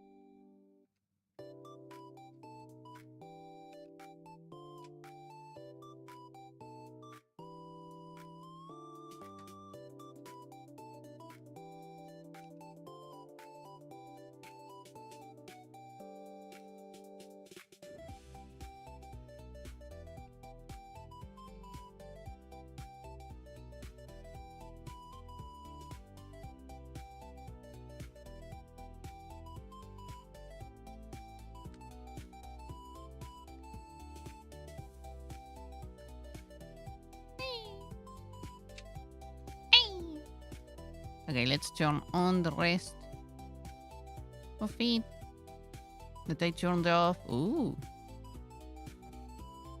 I might change the color of this part.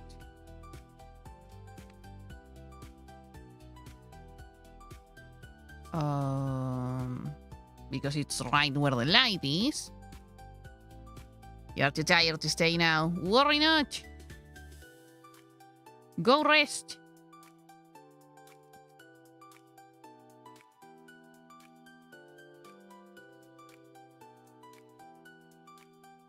Already feeling dizzy. Oh no!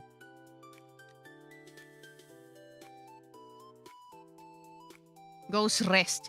Yay! Thank you so much for watching. I hope you have an awesome possum's rest.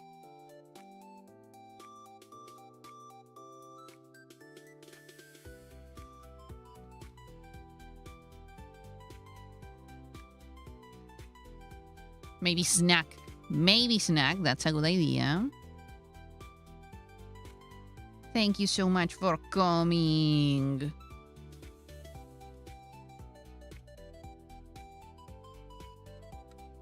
I'm just playing around to see what works and what doesn't. Because since that part is so shiny, I'm still trying to rubber ducky my way through this. Ooh, shiny. Too shiny. Good night.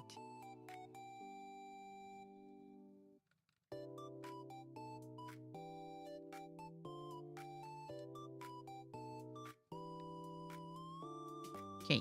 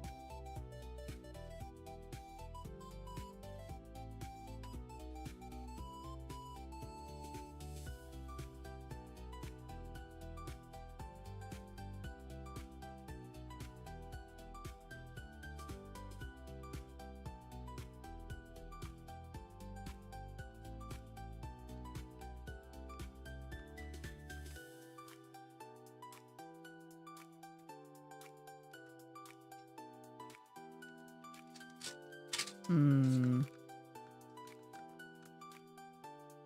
Hmm.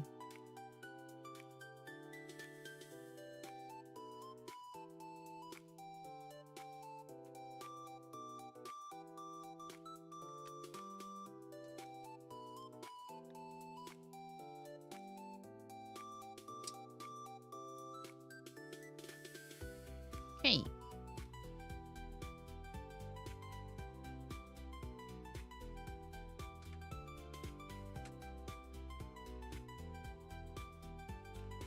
Now back to turning everything off because every dark part off because I can't see.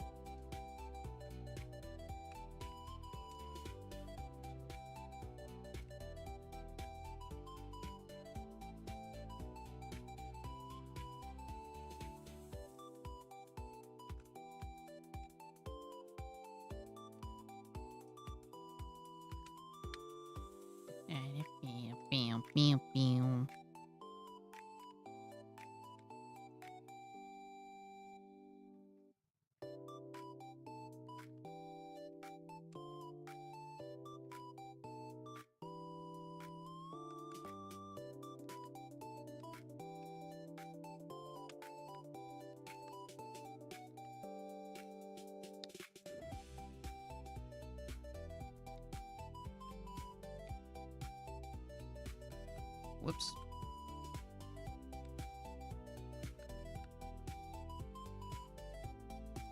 Wrong layer.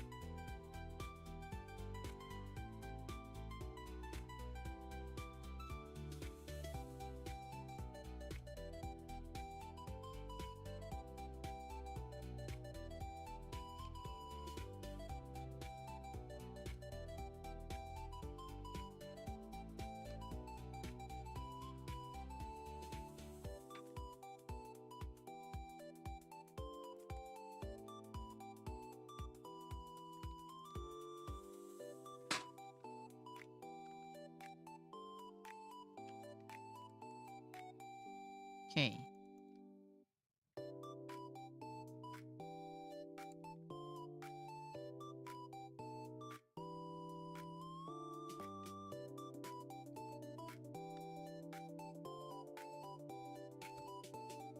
Let's see with the rest of it on.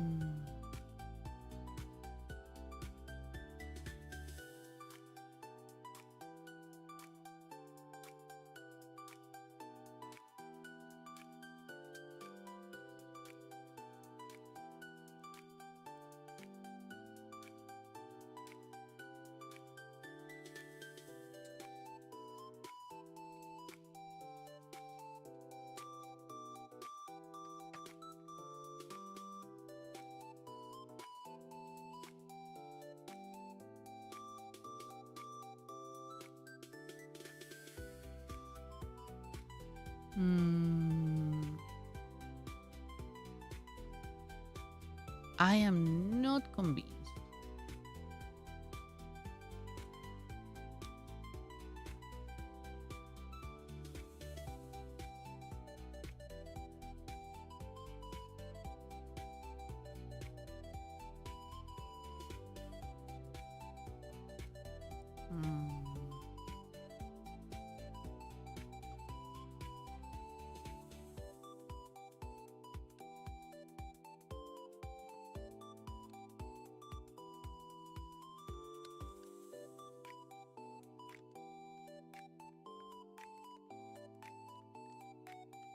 I am more convinced, but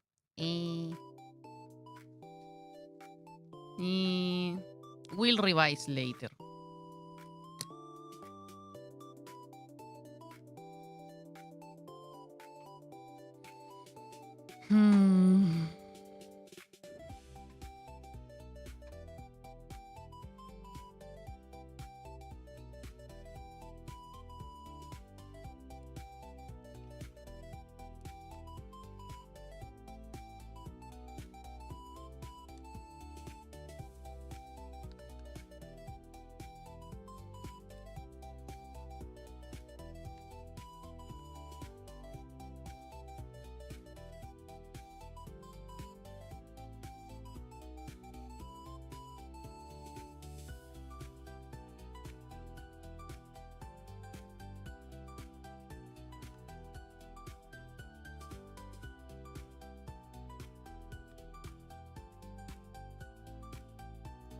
Well, it does look like shiny, straight hair, I guess. This is why we practice.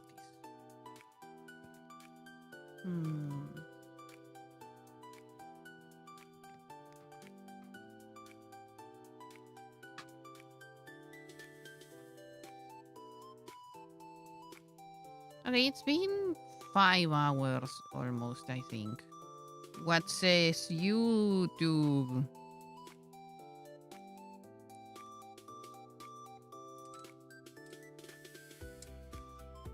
God dang it.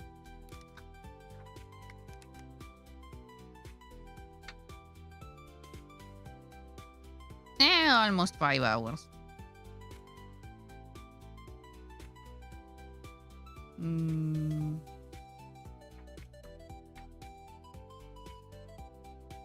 Do I get to make one more? 5 hours is a lot? Yeah. Do I get to paint one more? Maybe I shouldn't. I'm gonna take a break, yeah. Yep.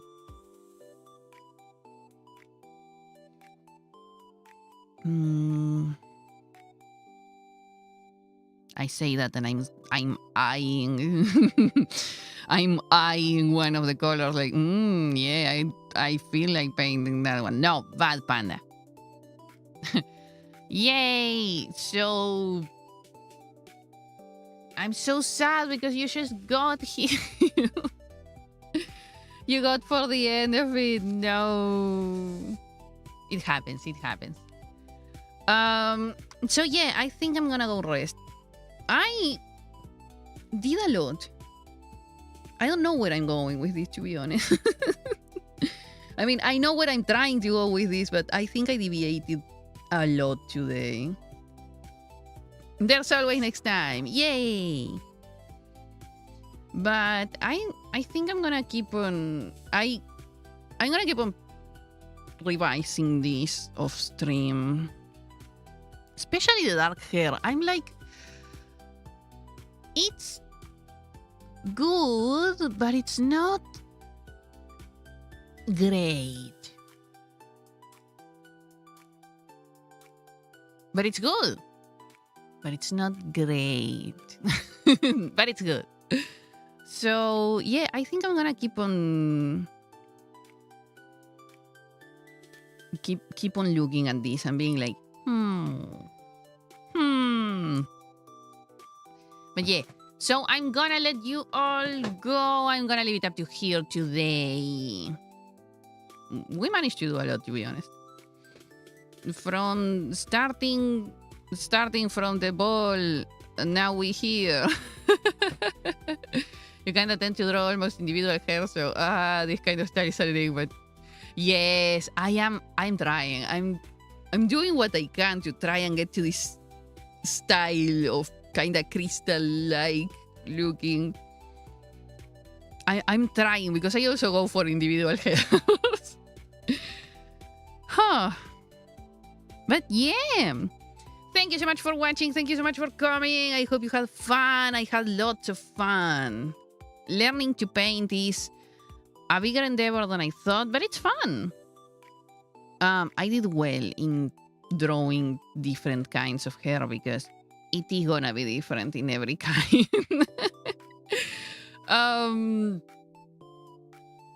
Yay!